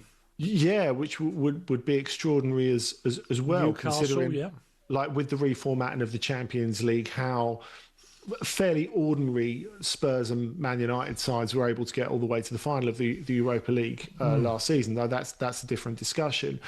But I guess the thing that we never really considered with Crystal Palace, well, we'll come to that in a second, actually. Firstly, Strasbourg. Yeah. Strasbourg, we knew had the chops to really compete. They're a good side in France, despite recent league form. And, of course, I think you look at the teams that Liam Rosenior has picked for a lot of these weeks in Europe. Obviously, they're trying to push towards the Champions League and the top 4 in France as well. It's the fact that they've got a squad of substance. And we saw that with the sort of recruitment that they did in the summer.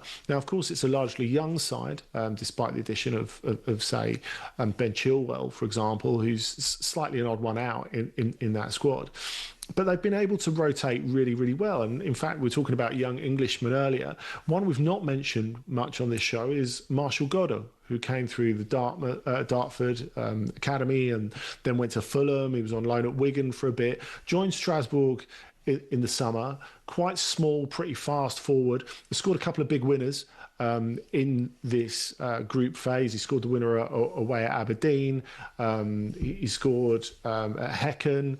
And he scored this week against Breivik as well. So he's made a bit of an impact on this. But Liam Rosenior has got a good enough squad, and of course they've got financial muscle given to them by Blueco compared to a lot of other clubs in France. You know, he's been able to rotate quite effectively, and not just rotate, but try stuff out. Try loads of different formations in this as well. And if you're a club of stature and substance, that's exactly what you're meant to do in the group stage. Now we look at one of the other top 8 teams who could be a contender, Shakhtar as well, and we know what's happened to Ukrainian football. I think you were watching them during the week, weren't you? I was. I went to the game in Krakow against Rijeka. Only drew 0-0 in the end because they knew that a point would see them through, basically, and that they would come into the end of a year. Of course, in their case, it takes 16 hours for them to travel to a home game in Poland as well, which is another aspect of it too. And they were just shutting down for a well-deserved winter break. And they were one of the teams who, every one of these teams in the top 8 were desperate to not have to play the punishment round, as you say, you know, desperate to have a couple of midweeks off come to February. But for Shakhtar, they're saving themselves, 68 hours of travelling straight off, which is massive at that stage in the season. It allows them to restart their season because they have a chunky winter break in Ukraine a little bit later. Of course, their model now is getting over young Brazilian players, developing them to sell them, just as they did with Kevin to Fulham. So they can get on the training pitch and actually work with those players. Arda Turan was talking to me about that after the game on Thursday. So I guess in this sort of context, when we look at Crystal Palace, I guess there are two questions. Firstly, how damaging is it to them that they have to play this extra round? I think it's monstrously damaging, I'll be honest. And I guess how much, because obviously they're enormously heavy favourites since the beginning to win this whole competition. But I Andy, think sorry, is that where the problem lies? In the Premier League, they're always the underdog, except in one or two games every season, and they've learned to play that way. In this tournament, teams are doing a Crystal Palace on them. This is exactly the issue. I mean, if you think they had a golden opportunity, if they win the game against Krups on Thursday night, they finish top 8. Easy does it, really. But really, I guess because Palace are learning to play European football and learning to be the favourites, so they're learning two things, really. Yeah. That's made it really tough for them. I guess it asks, despite their greater resources, is it justifiable to make them the favourites? And on the other hand, does this mean that the 2 extra games are actually useful because they get to workshop some stuff, going back to what we were talking about with Liam Rosenior? Yeah, I'm not sure coaches think that playing games in midweek in February is workshopping. I've got to be honest with you. And of course, there is too much at stake, because it could be, Palace from never winning anything could have 2 trophies in 12 months. It would be amazing for them. Remarkable. Among the other teams who have got through in that top 8, Rayo Vallecano, perhaps expected, the Spanish teams you would expect to do well. But Mainz is the other one I wanted to tell me about, Andy, because again, powers of certain leagues. They're bottom, I think, in the Bundesliga. They're certainly struggling, and they're through to the last 8 as well. Yeah, they are. And it reminds me a little bit of, you remember when Sevilla were right down the bottom of the table, and they got Jose Luis Mendilibar in as their relegation specialist to take them away from the bottom. And he was in his 60s, had never coached a match in Europe before. And 3.5 months later, he was a European champion after they beat Mourinho's Roma in the final. I wonder if this could happen to Urs Fischer as well. The guy a Swiss coach who won the league with Basel, then went over to Union Berlin, got them promoted, got them into the Conference League, got them into the Europa League, got them into the Champions League, which was remarkable. Then it all caught up with him. And 2 years ago, he departed in rather heartbreaking fashion. Now he's in charge of Mainz, and he's that guy who's meant to toughen them up, stop them from conceding goals, get them away from the bottom. And I fancy his chances of doing that. They drew away at Bayern on his debut, and then a 0-0 draw against St. Pauli today. So even though they're bottom, I think they could be one to watch for, a really interesting one. But what I wanted to talk about before we leave this, Danny, as well, is the fact that we talked about the unintended consequences quite a lot of the Europa Conference League. And one of those being English domination, and teams like West Ham, for example, who have incredible financial might compared to the other teams in the competition, and maybe Palace this season. But I think the other interesting thing is when we're talking about the doling out of extra Champions League places based on the coefficient of this season, because, of course, we're not talking about historical coefficient, but just this season. So what we know is, in terms of a country's positive coefficient, a win or a point in the Champions League or the Europa League or the Conference League counts exactly the same. So if you want to know who, after this week, are the 2 teams who are on course for an extra Champions League place, England are in second, Poland are first. Wow. Poland are first. So Rakov, who've come up a really long way over the last couple of years, of course, champions the year before last in the Extraklasse as well. They finished second behind Strasbourg in this league phase. And if you look at the results of Legia Warsaw, for example, Lech Poznan, all those have contributed really well. Now, look, I know there'll be people sitting there saying it's ridiculous that a Conference League win counts as much as a Champions League win. And of course, in a way, they're absolutely right. But this is one of those unexpected side effects. So if I can read you the mini table where we are at the moment. So Germany is still in the mix. Italy is still in the mix. Of course, we're only really at the halfway point in the season. So at the moment, we have Poland in first. We have England in second. So those two, if the season were to finish now, would get an extra Champions League place, which, for what it's worth, I think an extra Polish team, for example, getting in it is a far better use to the European game as a whole than an extra English or Italian team getting it, because they've got plenty of money and plenty of representation anyway. Interestingly, though, Germany in third, just a little bit behind England, and behind them, Cyprus in fourth, above Italy. Yeah. It shows you how the Conference League has totally changed it. Yeah, of course. And although we should make a note that it's still entirely possible, despite the vicissitudes of Tottenham and Manchester United, that England could have 6 teams into the latter stages of the Champions League, which would change that picture considerably. Listen, thank you for that, Andy. We're going to talk about the Intercontinental Cup in just a little while. But first, let's not forget the darts and Ali Pally. It's been a night of at least one enormous shock. Let's get the very, very latest there from North London now with Mark Wilson. Yeah, we may be getting another one here as well, Danny, because the Swiss player Stefan Belmont leads the Australian #1 Damon Heta by 2-1. They're into the 4th set here. Heta did get a break early on in the first leg, but then Belmont has just broken him back. It's worth remembering that Stefan Belmont doesn't even have a professional tour card coming into this. He's playing out of his skin at the moment. He's 2 legs potentially away from a place in round 3 against Rob Cross. The action continues to a finish over on talkSPORT 2, where Belmont leads Heta by 2-1. PDC World Darts Championship update on talkSPORT with Village Hotels. Hit the bullseye this New Year's Eve. Party at one of our New Year's Eve events. 34 locations across the UK.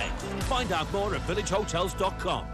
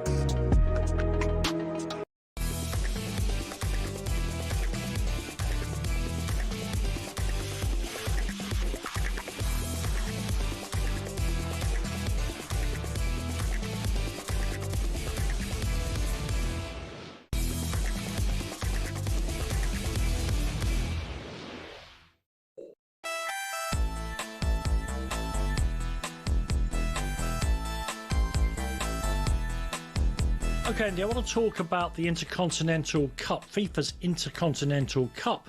It took place in Qatar on the 17th. It's a game that attracts almost no attention whatsoever in this country, which may prove our parochialism, our insularity, or we may be right about it. In the event, and we know it was taken very seriously by the South American side, Flamengo and PSG drew 1-1, goals by Kvaratskhelia and a penalty by Jorginho to equalise. And it was in front of 42,000 people, I should make that point as well, in Qatar. But the man of the match, Andy, gives you a clue to what followed in one of the best and most hilarious penalty shootouts I've seen in a long time. Yeah, it was very unusual. And there was none of this drama on the cards when Kvaratskhelia scored in the first half. And it looked as if PSG were on their way to winning it, which was a big aim of theirs. You can say that there's no real interest in it in England and in a lot of European countries. I think if you can think of the two European teams who would be the most interested in winning it, you think immediately Real Madrid and Paris Saint-Germain. Real Madrid because they feel they are in their element as the world's preeminent club, just as they did going into the Club World Cup. And Paris Saint-Germain because they feel it's about reputation building and projection. First French team to be in the final, I think. Yeah, that's right. They were, and as Marseille, it's almost their catchphrase to say always the first in terms of the Champions League, going back to 1993 in the men's game. It's a big deal to them, and of course, marketing and growing the brand and all that sort of stuff is part of it. But they really floundered in the second half. Funnily enough, it was one of those games that reminded you that this probably will be Marquinhos's last season at PSG, even though he's been a phenomenal player for them, even though he'll continue to be a big piece for Brazil in the World Cup. He looked vulnerable in this game against his countrymen. And Flamengo, and remember, Felipe Luis has done a brilliant job as coach there. I know Tim will tell us in a little bit when we hear the Brazilian side of it. Definitely. They pushed him all the way. There was extra time for penalties. And the penalties. So Lucas Chevalier, of course, brought in as the replacement for Gigi Donnarumma, straight into the team, rather undercooked as well as the rest of the team when it was the UEFA Super Cup against Tottenham. And if we go back 3 weeks, the victim of a really bad tackle by Lamine Camara, which could have seriously injured him. In the end, it didn't even get a red card for Camara, but it has meant that Chevalier was out injured since. Now, Matvei Safonov, the Russian backup goalkeeper who came over from Krasnodar, who fancied himself as competing with Donnarumma, and it became clear pretty quickly that wasn't going to be the case because Safonov was billed as being really good with his feet. He's absolutely no better than his feet with his feet than Donnarumma. And of course, Donnarumma is the greatest shot stopper in the world, apart from perhaps Thibaut Courtois. I mean, that's an interesting debate. Safonov had played really well since he came in. Now, the official line from PSG was that Chevalier was not fit enough to play this game. He was fit enough to be on the bench. Right. And then Safonov, during the penalty shootout, stands up and maybe rewrites the whole story of where we are with goalkeeper hierarchy. Not for the first time with PSG, of course, because we've had this battle between Sirigu and Kevin Trapp. We've had this battle between Areola and Buffon, between Keylor Navas and Donnarumma. Donnarumma signed, of course, about a month and a half after Keylor Navas, who's maybe the best goalkeeper in the world at that point, signed an extended contract. So it's probably the last thing that Luis Enrique and his staff really want at the moment. But Safonov saved 4 penalties in the shootout. 4 penalties. I mean, you're having to go back to Dakadam in the 1986 European Cup final for Steaua Bucharest against Barcelona. I mean, that was an amazing thing that upset Terry Venables' Barcelona in Seville. But this felt like it was going to be Safonov's moment. Now, of course, there was an added layer of awkwardness because, of course, going back the week before this is the first time that Ilya Zabani and Safonov have played in the same 11, a Russian and a Ukrainian, a big deal. Yeah. And a big deal in terms of the perception of how they interact with each other at home. So at full time, when everyone was jumping on Safanov for this moment, the only two players who didn't give him a hug was Zabani and Chevalier, of course, because he thinks, hang on, I really want my place back here, and I don't want to legitimise him in any way. But you think, okay, maybe Safanov has finally got his way to being the first choice. Don't use the phrase cracked it. Maybe not. But in fact, he, as you say, broke his hand saving one of those penalties, and he's now out for a month. So false alarm. I mean, for fans of penalty shootouts, which I definitely include myself, unlike Mrs. Kelly, who's a mad football fan but can't stand to watch them because of the pain. Because of the pain, she's too nice, Andy. You know her. She can't stand that somebody has to miss the critical penalty. But for me, who likes the innate cruelty of the whole thing, to see a penalty shootout between two top teams of internationally renowned footballers, and there's only 3 successful kicks out of 9, it was because, you know, we shouldn't forget that PSG also missed their penalties.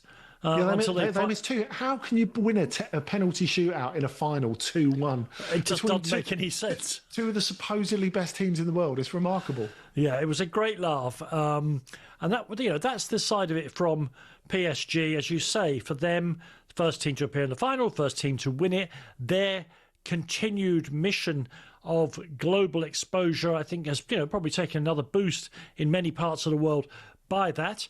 Even if, as I say, perhaps it passes most people in this country by. Next here on talkSPORT, though, after we get you some news and weather and all the rest of that good stuff, we'll be talking to Tim Vickery about how that result played out in South America. That's during another jam-packed final hour of Trans-Europe Express, which is coming up next here on talkSPORT.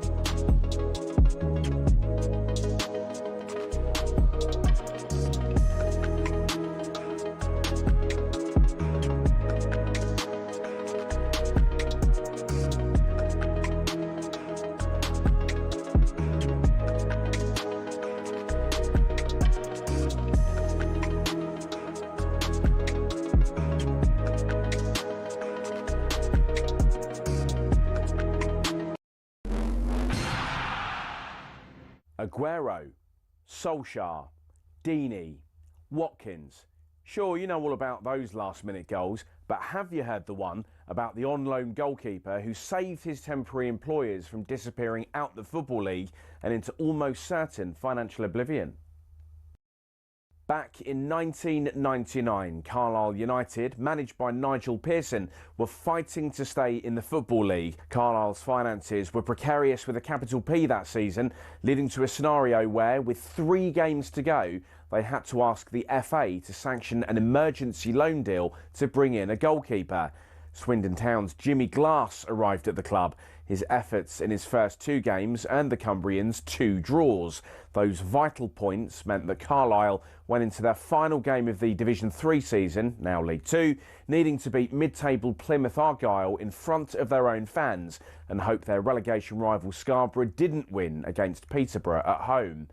The game at the McCain Stadium finished 1-1, and with the same scoreline at Brunton Park deep into injury time, Scarborough's fans invaded the pitch en masse, believing their Football League status was secure, convinced they'd done enough to stay up. However, there'd be one more plot twist. Carlisle won a corner in the dying seconds, and up came Jimmy Glass. In one of those you couldn't make it up moments, Glass scored from a rebounded header and was promptly swamped by teammates and thousands of fans who quite simply couldn't believe what they'd just witnessed. As for Jimmy Glass, he became an overnight celebrity, but he never played for Carlisle again, and his playing career never really kicked on after that defining moment. He took on various jobs outside of football before finding his way back into the sport as player liaison officer at Eddie Howe's Bournemouth, and most recently the general manager at non-league Wimborne. Not the fairy tale ending to one of the most Hollywood moments in football, but the name Jimmy Glass will live on forever as the scorer of that goal, arguably the most important in any club's history.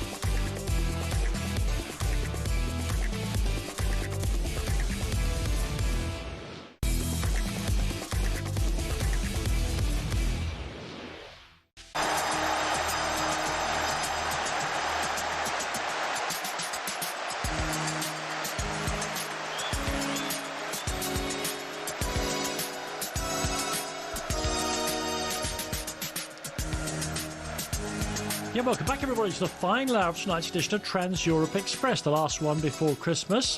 Thank you all for being with myself, Danny Kelly, and Andy Brassell for that. We've got plenty to get through in this final hour. We'll be going to South America to talk to Tim Vickery about a variety of important stories. We'll have the latest from the AFCON, which opened today with Morocco, the host, starting against Comoros. It's a huge week for Porto in Portugal, and there'll be our club in focus at about 12:30. And then Andy will take you around the leagues, as well as Lars Siversen joining us briefly to talk about the death this week of one of the great figures of Scandinavian football over the past half century. All of that coming up with me, Danny Kelly, him, Andy Brassell, in the final hour of Trans-Europe Express. Before we get on to the football, I think it's all over at Alexander Palace for another thrill-packed day in the PDC World Darts Championship. Reporting for talkSPORT, Mark Wilson. Damon Heta breathing a huge sigh of relief. He's seen off the Swiss qualifier. Stefan Belmont needed a deciding set to get it done and win by 3-2. Belmont led by 2-1, but fair play to Heta. Really dug deep to win the 4th set and then won 3 of the 4 legs in the decider. He's through to take on Rob Cross in round 3 post-Christmas. Wins early on for Martin Schindler. World champion Luke Littler is through as well, but Wesley Plazier caused one of the big upsets of the tournament so far as he dumped out the former champion champion Gerwyn-Price by 3-0. Got a double session live over on talkSPORT 2 tomorrow. We'll be back at the Palace from 12:30, but Heta's beaten Belmont by 3-2. PDC World Darts Championship update on talkSPORT with Village Hotels. Hit the bullseye this New Year's Eve. Party at one of our New Year's Eve events. 34 locations across the UK. Find out more at villagehotels.com. Yeah, very keen to get over to South America's Tim Vickery. Before that, Andy, just a thought that if the stories coming out of Newcastle, and they are from very good sources, are right in suggesting that Alexander Isak, bless him, could be out for several months following the injury sustained at the new Spurs stadium at the weekend. This is terrible news for Sweden as well. It means he'll be out of their World Cup playoffs as well. And with Kulusevski showing very slow progress back to full fitness as well, these are not good news for the Swedes. Well, there's a lot leaning on Victor Gyökeres. There's no doubt about that. I mean, of course, you looked really at the possibilities for those World Cup playoffs, and you think an informed Gyökeres and Isak give Sweden a massive chance, really, of getting to the World Cup. And now maybe that has to be slightly readjusted. Yeah, it's a real shame. Again, no doubt throughout the night, talkSPORT will be trying to find the full story and the full details. Although in some cases with these sort of things, Andy, I always think it's best to wait for the medical people to do what they've got to do before we overly speculate on the length of the top player might be missing for. Let's then go to South America and to our great friend, Tim Vickery, to whom I now wish that I'm not going to attempt Portuguese. Andy might. A very happy Christmas. Hello, Tim. Hello, how you doing? They're having a good sing-song down the alley pally, aren't they? They're enjoying themselves there. Yes, that made me a little bit homesick. Nicely oiled into the winter night. Amazing story in The Guardian in the last couple of days by Jonathan Lew about the number of people at the alley pally who are German. Germans have taken the darts apparently to their hearts, and Jonathan's story is correct. I have no reason to disbelieve him. Over half the people there each night are German. It's amazing. Good grief. Tim, we've just heard Andy giving us the Paris Saint-Germain lowdown on that Intercontinental final in Qatar, including that hilarious penalty shootout in which professional footballers' banjos and cows' backsides came into my mind. What's been the response in Brazil and South America to the defeat of Flamengo? It's a massive, massive disappointment. I mean, it's huge over here. And I do wonder, over your side of the Atlantic, how many people watched it and how many people actually knew it was happening. I suspect the answer is very, very few to both, which is a shame because with the rise, especially of Flamengo, but of Brazilian football in general, there is a competitive thing there. And this was a good game of football. It was a really good game of football. And Felipe Luis, the very impressive young Flamengo coach, said after the game, I've got no problem admitting that Paris are better than we are. But he contained them well enough. You couldn't see where they were going to score. They got back on level terms with a penalty. Now, I haven't been on Brazilian TV since. When I do, I wonder if I might keep to myself the idea that I probably wouldn't have given the penalty because everyone here thinks it was absolutely stonewall. But anyway, they were able to hold PSG at bay, remembering of the starting lineup, only 4 eligible to play for Brazil. 7 foreigners. All right, one of those foreigners is Jorginho, who's Brazilian but represents Italy. But he wouldn't have had a career. He wouldn't have had a career in Brazil. He had to move abroad because no one in Brazil was looking for a midfielder with that kind of characteristics. That's the great thing of having him back. He's giving a weekly masterclasses of how to control the game from central midfield. And then off the bench, you've got another Uruguayan and Saul, from Spain. So they really have become a South American super team. And when it went to penalties, I really thought they were going to win it. I really did. And player after player stood up to the mark on the hockey. And I thought, no, there's no way he's going to miss. There's no way he's going to miss.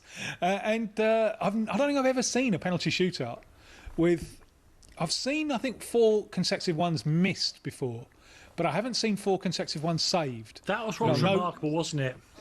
Yes, yeah, and some of them were extremely. Leo Pereira, the left back, he's a good taker of dead balls, and he just back passed it to the goalkeeper. I suppose 120 minutes, it just meant too much. It was too much.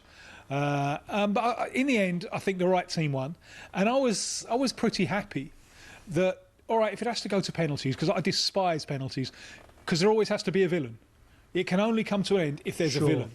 But this time, because 4 of them missed together, it's not all pinned on one man. So, you know, the better side won. It was a good game of football. Makes you optimistic for this kind of game in the future, if anyone over there is paying attention. Best side won, and how good that there's not one villain there from Flamengo.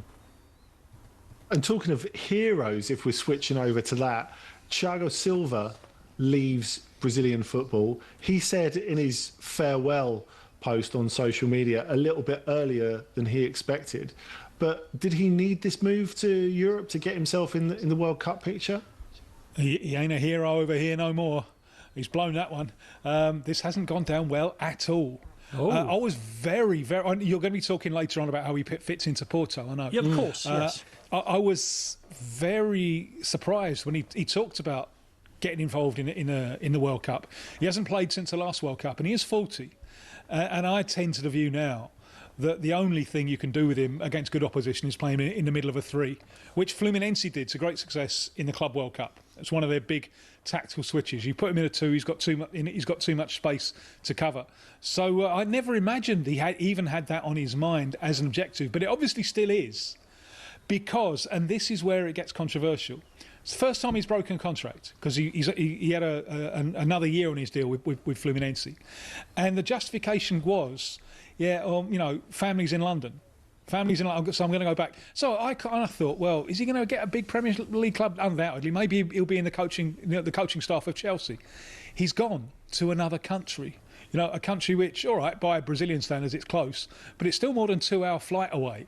So there's a lot of people here feeling a little bit let down that his idol status has been a little bit stained by the way that he left. I'll be fascinated to see how he gets on. There have been injuries, haven't there, to Brazil in the centre-back position. Eder Militão is out again. Gabriel Magalhães has had injury problems. So who knows? But I was surprised to know that he was even thinking along those lines. Am I right in thinking the Brazil Cup final was today? Just finished while we were listening there to the news and sports. And it's gone to Corinthians. First leg was 0-0 against Vasco da Gama. They've come here to Rio in the Maracanã, and they've won 2-1, which is a massive disappointment for Felipe Coutinho and Vasco. The last 3 sides to win our Champions League, the Libertadores, have been the big teams of Rio. Vasco, the 4th one, on the outside looking in. This was their title. The Brazilian Cup's big news. You get more money, considerably more money, for winning the Cup than you do for winning the League. It's big news. It's not kind of an afterthought. They went down 2-1, and the winning goal, it was a very, very good collective goal, was scored by, wait for it, Memphis Depay. So, for goodness sakes. Yes. Rap song incoming. He's had quite a week of aggressive product placement, hasn't he, in between these 2 legs? Yes, he has. And it's good news for the coach. You will remember him, Danny, Dorival Jr. You sat into the wee small hours of the morning and watched his Brazil side get absolutely demolished by Argentina. Amazing game. I remember telling you, because shortly afterwards when he got sacked, he walked into the Corinthians job and you were surprised that anyone had ever employed him for anything ever again. But his competence, I would love him to talk about this, why it was so hard with the national team. Because he's got a good track record, really good track record with Brazilian clubs. And he's done it again. They rode their luck a little bit on the way. But they have won the Brazilian Cup, which means that they are in the Libertadores next year. They wouldn't have been otherwise. They finished closer to the relegation zone. And Corinthians, who should be absolute giants, but are just drowning in debt. This gives them a little bit of a lifeline. So this is potentially a hugely significant moment for a club that, if they get it right, they could be doing the kind of things that Flamengo have been doing, only from São Paulo rather than Rio. Following that game, Tim, I'm still surprised. There is a fella down the road from me who sits by the side of a rural road, a little kiosk. In the summer he sells strawberries and in the winter he sells spuds. I don't think after that game against Argentina he would have trusted Dorival to run his kiosk. And yet here he is. Back at the top, as they say.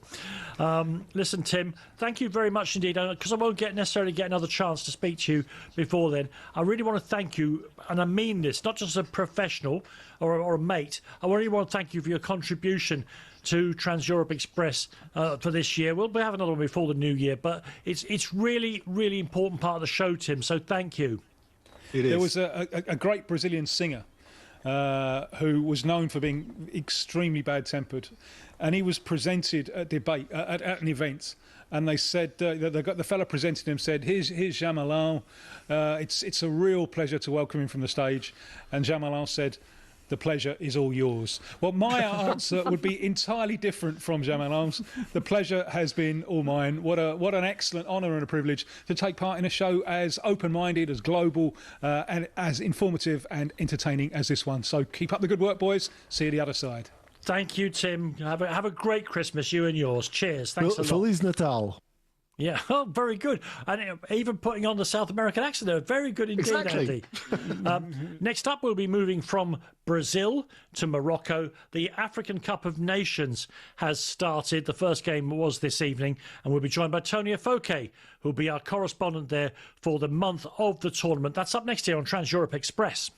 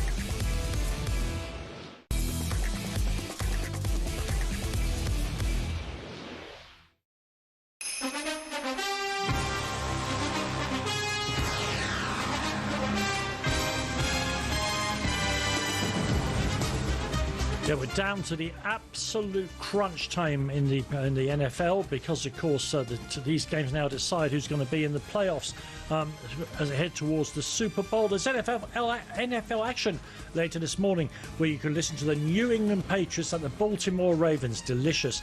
Live over on talkSPORT 2 after our show from just after 1 a.m. That's live NFL on talkSPORT 2 from just after 1 a.m. Not going to lie, we're having a little bit of trouble getting hold of our correspondent in Morocco. Hopefully he will be with us very, very soon, which allows us, Andy, a little bit of time to talk further about that Thiago Silva transfer and what has been part of an amazingly important week for Porto FC, who are the club who are being in our spotlight this Sunday evening. I mean, when you think that Thiago, as Tim was intimating there, is 41, but still good enough to play in cup finals, it is amazing. And, of course, he's been at Porto before, albeit Porto B, but that was, deep breath, Andy, 21 years ago. It's worth noting, I think, that he has been one of the most extraordinary footballers for nearly 25 years. Yeah, it is amazing, Danny. And I think if you look back to when he was at Porto the first time, this was in post-Mourinho Porto, and you think he could have been one of the stars. I guess a little bit like Diego, who came over and had a good start and not such a good ending as a playmaker in that season that followed them winning the Champions League in 2004, 2005. But I think if you looked at it at the time, it looked as if, I guess it's one of Tim's sayings about Portuguese clubs in South American football, that if they go out and they buy 10 South Americans, if a couple give you decent service in the first team and one turns out to be a big sale, it doesn't really matter if the other 7 fail. And it kind of looked as if Thiago Silva would be one of those 7. Now, of course, Porto had this sort of mutually beneficial relationship with Dinamo Moscow, partly authored by Jorge Mendes. In that time, they sold Manish to Dinamo Moscow for a lot of money. And also they used Thiago Silva as change in that time, rather than blooding him in the first team. Now, remember, this is, if we talk about the story of Thiago Silva, this is what makes him, becoming like one of the best defenders in the world and one of the best defenders of the last 15, 20 years. And B, even making it as a pro in Europe even more remarkable. That, of course, he contracted tuberculosis while he was in Moscow.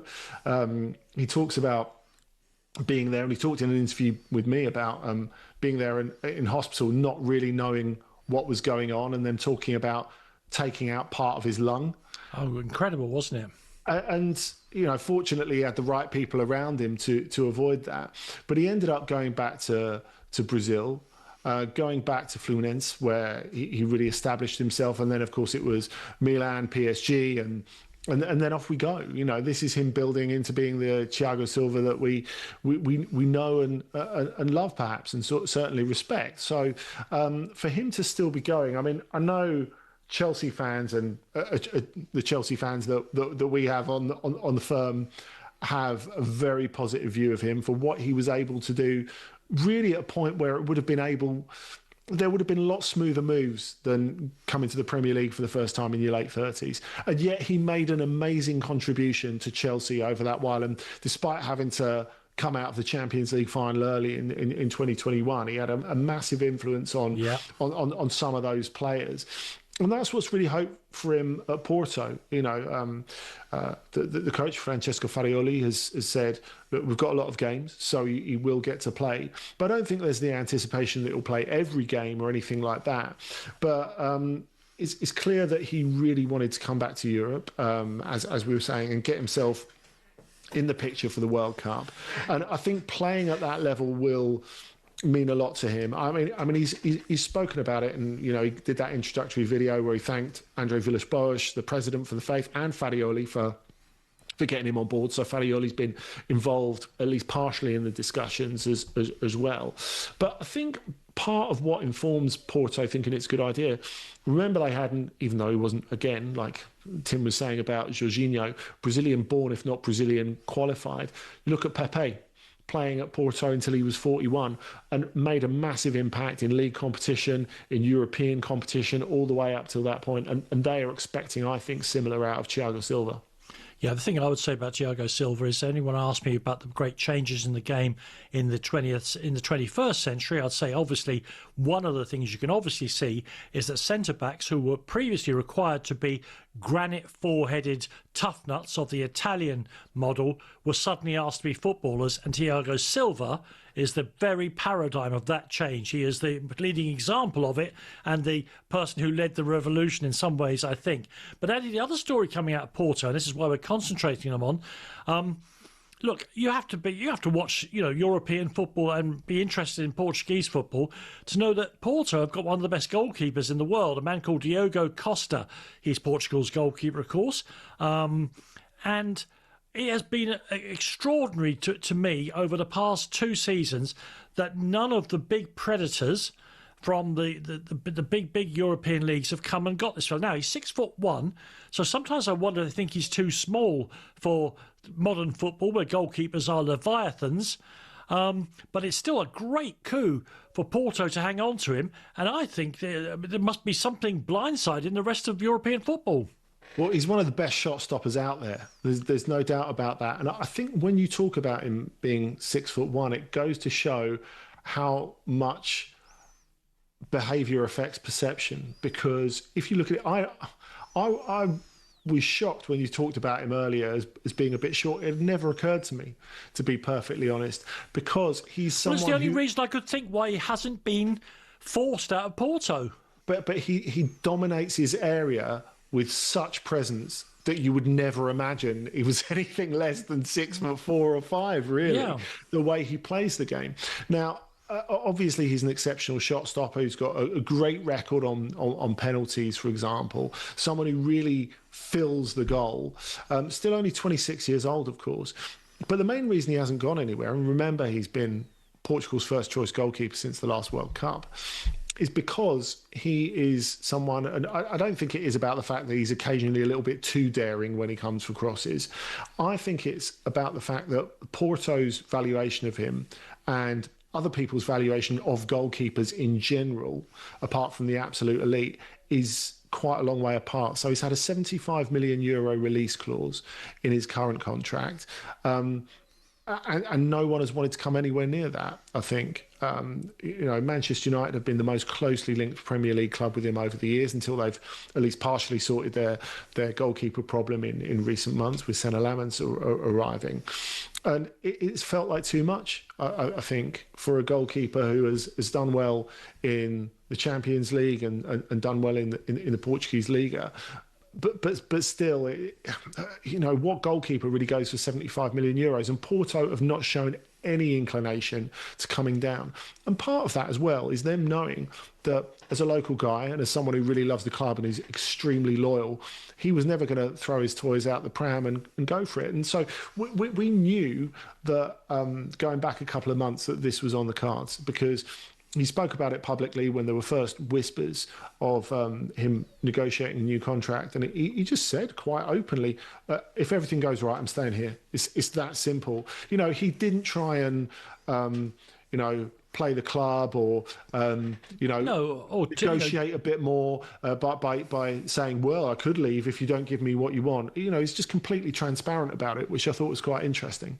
It's also, of course, a good time to be a footballer at Porto, because Andy will end his section by reflecting on Francesco Fariola's job there, where they have had a brilliant first half of the season. Yeah, they have. And a season which, as we were saying with Diogo Costa, he might end up being he will end up probably being their best paid player. That's the sort of deal that he's going to get that will roll through to 2030, by which time he'll be 31. But look, I think the interesting thing is that Farioli, who was so close to winning the league with Ajax last season, he's started like a house on fire at Porto. They've dropped 2 points so far. Now, both they and Benfica are playing tomorrow night before Christmas in the league. They're at home to Alverca, so they should win.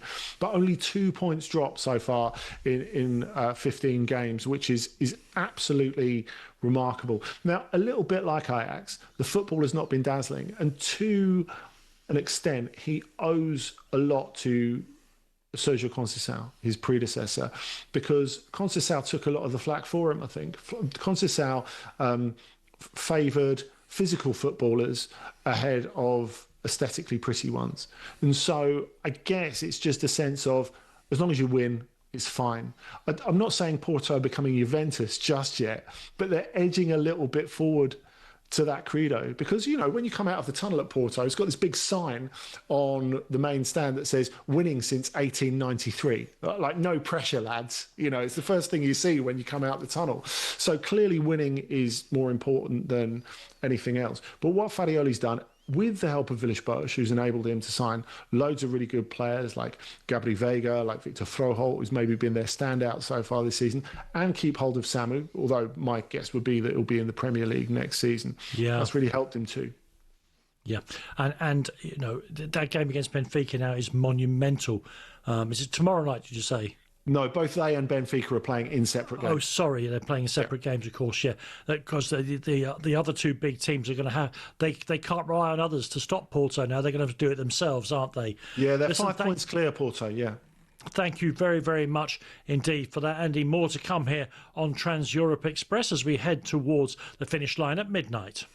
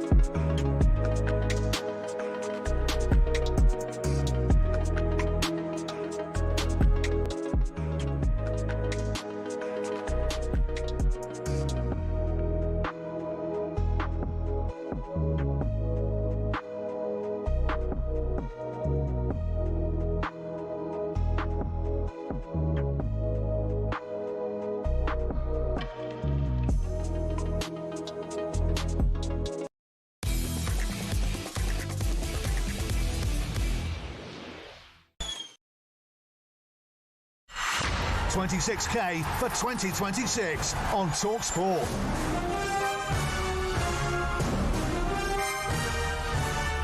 Yeah, talkSPORT, we're welcoming the new year by giving away a massive £26,000. What better way to kick off 2026 than with a chance to win some serious cash? Yep, 26 grand. It's our biggest New Year cash giveaway, and it could all be yours. It's 26k for 2026. Here's how to enter.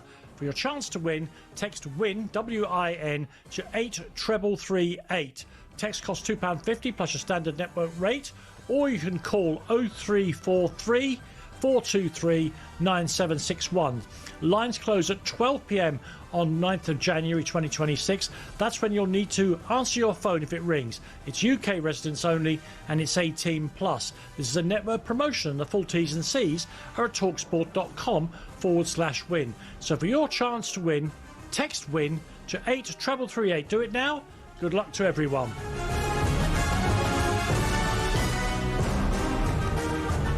Okay, as I've been saying from the top of the show, one of the great festivals of football, and very competitive festival as well, has started tonight. The African Cup of Nations has begun. talkSPORT have sent Tony Afoke over to Morocco. Lucky guy. And he was there today as the hosts opened the tournament with a game against Comoros. To talk about that game and the runners and the riders of the tournament, I'm delighted to say Tony joins us now. Good evening, Tony. Good evening, guys. Yeah, and welcome to Trans Europe Express, where we're desperate to hear your views. First of all, tell us how the game between Morocco and Comoros panned out. Do you know what? At the start, it was a very cagey game. The first half, Morocco had all of the ball, and Comoros had a game plan of just sitting back and countering. And Comoros came back looking the better side. Morocco missed a penalty. The fans were not happy. The atmosphere in the stadium was absolutely electric. I think 60,000 at the stadium. And every time Comoros had the ball, the whistles were just deafening. I felt like I had my AirPods in. But honestly, the first half was actually cagey. But in the second half, Morocco came out with a different game plan, stretched Comoros, and ultimately got the job done. And for anyone that's seen Ayoub El Kabi's goal, wow, what a goal that was to seal the deal with the second one. I've never seen anything like it, but it just goes to show that AFCON, I think the lesser teams, quote unquote, are getting better. And I remember Chris Hughton saying that last time when he was the Ghana manager, and Comoros there were no pushovers today, even though they lost 2-0. Tony, I was going to ask about El Kabi, because what an incredible moment for him. Someone who I guess is a bit of a late bloomer in top-level European football. Someone who really made his name scoring the winner in the Conference League final to take a Greek team to a European trophy for the first time ever. But joined Olympiacos late on, is 32 now, and all of a sudden he's there scoring the goal that you wouldn't dare dream of when you were a kid. And it's a fantastic goal if you haven't seen it, listeners. At 32 years old, for him to be doing that in his home country, representing the national team, what an incredible moment, right? Yeah, 100%. You could see that when his teammates wanted to celebrate it, but he just wanted to soak in the moment for himself.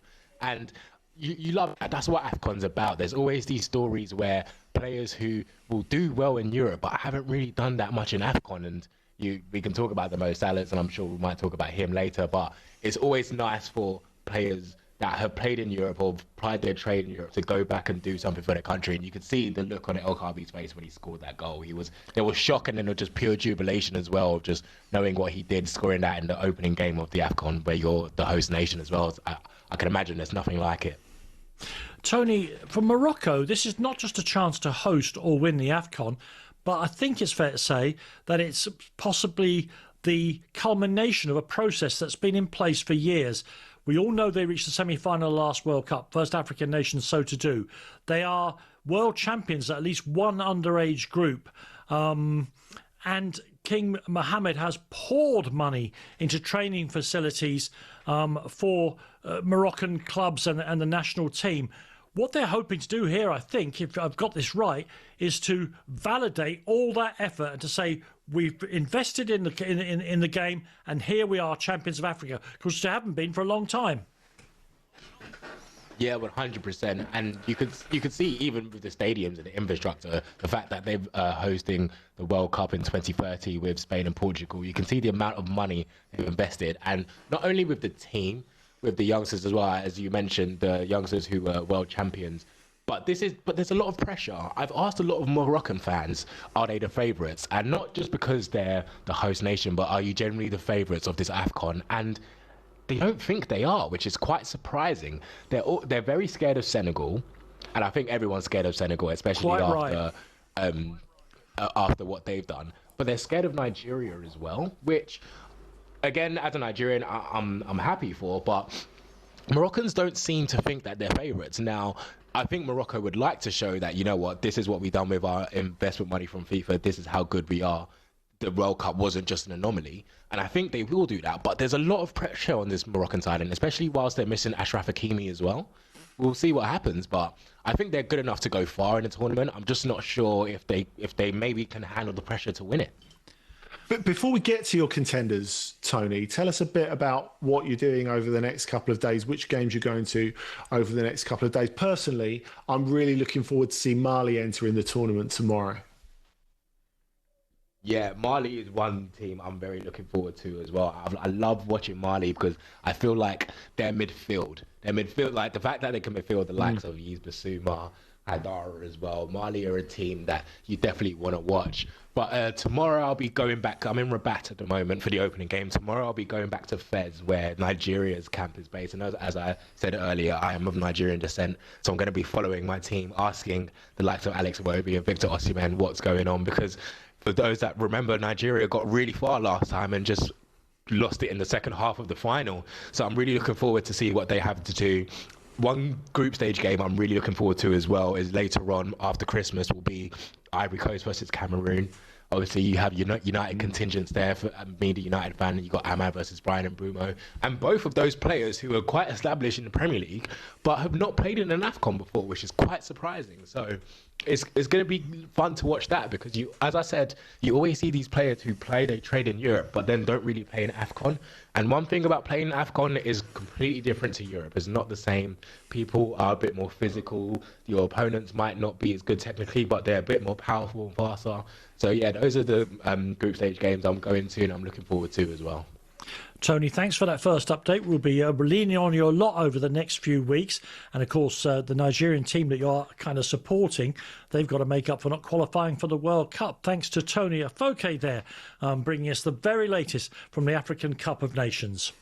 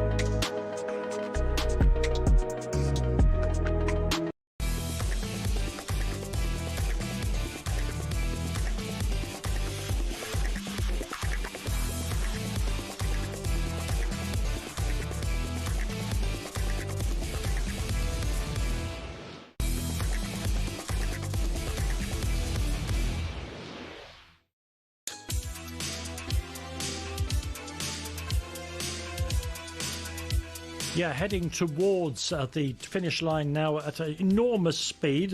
Andy will take us around the leagues. And Lars Siversen will join us briefly to tell us about the death of one of the great figures of Scandinavian football over the past 25 years. But Andy, I want to start in Portugal, where the Portuguese Cup was going on during the week.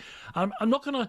No spoilers, but this involves the lengthiest VAR consultation that I can remember anywhere on the planet, which puts the whole project of VAR into question, in my humble opinion. Yeah, I mean, it would be a joke if it was anywhere approaching funny, which it isn't. Now, look, on this show, we don't get stuck into referees and match officials and VARs unnecessarily, because it's a really difficult job. But there is no way around how poorly this was handled in the Taça de Portugal, the Portuguese Cup, in the week between Santa Clara and Sporting. Now, to give you some sort of context, Sporting, of course, the double winners last season, League champions and Taça champions. They are on the brink of going out midweek away at Santa Clara on the Azores, which would be a huge result for Santa Clara. Now, there is a call with just injury time to go, really, and it's a call given for a foul, a very light foul, if it is, on Morten Hjulmand, the Sporting captain. But the length of time that it takes the call to be made is 14 minutes in all. 14 minutes. 14 minutes. So this is 12 of Rui Silva, the VAR official, looking at it with his team, and another 2 minutes after João Pinheiro, the ref, goes over to the screen and looks at it. And after that, they decide there is enough element from this really light contact for a penalty. Sporting get the penalty. Luis Suarez puts it away, and Sporting win in extra time. Now, of course, Santa Clara are furious with this, and so they should be. But also, it's not something that's contained within itself, because it involves one of the big three. Porto and Benfica are absolutely furious about this as well, and everyone on all sides realizes that something has to change. Now, I've talked before about how different countries and different football cultures need different things out of VAR. Now, I think you feel that particularly when you watch the Premier League. It's not always 100% clarity that's needed, because we spend a lot of time arguing about decisions that are technically correct because it just feels wrong, and we feel it damages the flow of the game. Whereas, of course, where there have been refereeing scandals in the past, in the recent past, in, say, Portugal, it's about transparency and it's about clarity. Integrity, Yeah, and of course, in this situation, it also feels as if the referee is terrified to make a mistake, and the VAR are terrified to make a mistake based around one of the biggest teams, one of us Três Grandes, which is part of it. But still, this is just absolutely terrible for the game. Yeah, I mean, if it takes 14 minutes, you know what I'm going to say next. You go with the referee's decision. If it takes 2 minutes, you go with the referee's decision, because, it's just ridiculous. And the fans are paying to what? You're paying to stand in a stadium and watch a grass grow. You're literally watching the grass grow. That is not entertainment, and nor is it sport. No, it's not.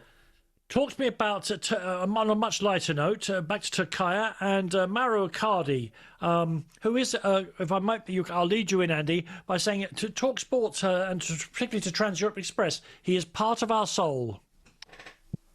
That's exactly right, Danny. He has been good to us, and we have been good to him.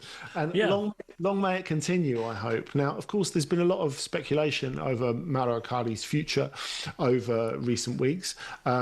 He's come back from this ACL injury to find the hierarchy a lot changed. And he really has been responsible for, really creating the path to Osimhen coming to Turkey. Of course, Victor Osimhen off, as Tony was telling us, with the Nigerian national team at the moment, which means whatever the speculation over Icardi's future, whatever he's not first choice in the 11 anymore, that he is desperately needed for the next month, probably.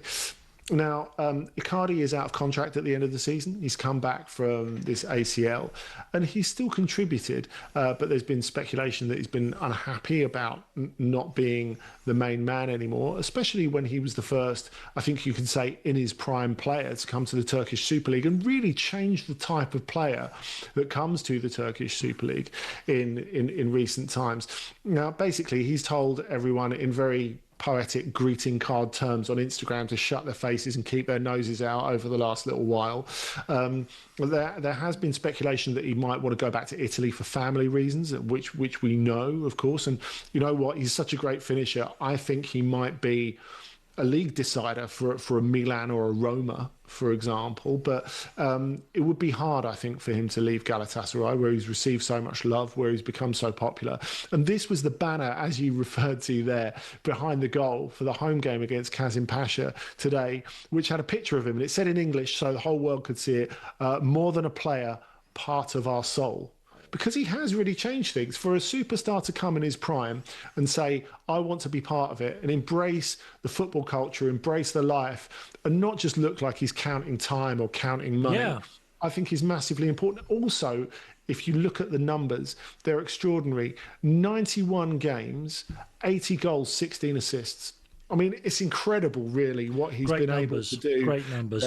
And they're going to need him for a while yet. There has been speculation recently that Galatasaray will look to extend his contract that's up at the end of the season, but maybe at a reduced rate. OK, thank you very much indeed. Now, listeners in the Republic of Ireland near me may want to close their ears because they'll remember this gentleman from the managing the Denmark team that beat the Republic of Ireland 5-1 in Dublin to stop them qualifying for the 2018 World Cup final. But we do try and remember some of the great people in the game. Now, friend of the show, Lars Sivertsen, has this week paid tribute to Åge Hareide, who passed away aged 72. He was a giant of Norwegian football, a giant of Scandinavian football, whose career as both a player and a manager have left an absolutely enduring mark on the game. Scandinavian football was in mourning this week as Åge Hareide passed away after a short battle with brain cancer at the age of 72. Hareide became the second ever Norwegian to play in English football when he joined Manchester City in 1981, and as such he was an inspiration for a lot of young Norwegians at the time, quite of whom ended up playing in England themselves later on. But he will be mostly remembered for his managerial career. He won the league in Norway, Sweden and Denmark, twice in Sweden with different clubs, and of course not many managers win the league in 3 different countries. This is still a very rare achievement. He also had success as the Danish national team manager, took them to the World Cup in 2018 and qualified them successfully for Euro 2020. Norwegian coaches gaining respect in Danish football, also not a small achievement.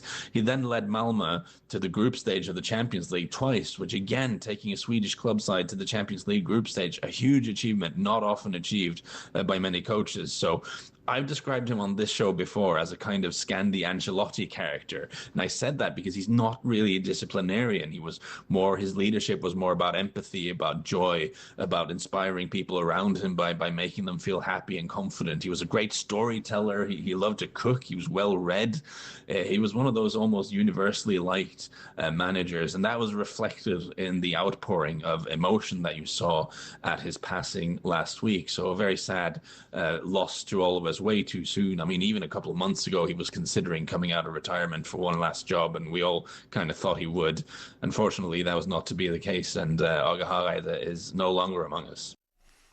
Listen, when you want to get the word from the horse's mouth about Scandinavian football, you have to get Lars Sivertsen, and our thanks to him for just giving us that brief but very informative lowdown on the life of, I think we can call him the legendary Åge Hareide. And I do remember him playing for Manchester City with long blonde hair, different in, like all of us, a little less follically advanced as the years themselves go by. Andy, thanks very much indeed. Let me just tell you about our poll, where by a very narrow margin, Cristiano Ronaldo has aced the original Ronaldo out of being the best forward of Real Madrid in the last 30 years. That, of course, is the wrong result, but I respect the democracy. I'll be back on H&J tomorrow just past 1 o'clock to look back on the weekend's Premier League football. Coming up next year on talkSPORT, it's how to win the World Cup. But before that, as I say, Andy, Again, same as everyone else. I know it's not the last show of the year, and I'll do this again in 7 days' time. But as Christmas is coming, I want to say a happy Christmas to you and your family, who I've got to know in recent times, and thank you for all of your work over the past 12 months. Thank you, and thank you to everyone who lets us do this by listening every Sunday night. Happy Christmas. And to, of course, to the crew behind the scenes, producer Jack, engineer Kitch, assistant producer Harjot, and all the other people, particularly our correspondents, Tim Vickery, etc. Thanks to you all. God bless you all. Have a fantastic and happy Christmas, everybody. Healthy too. Good night for now.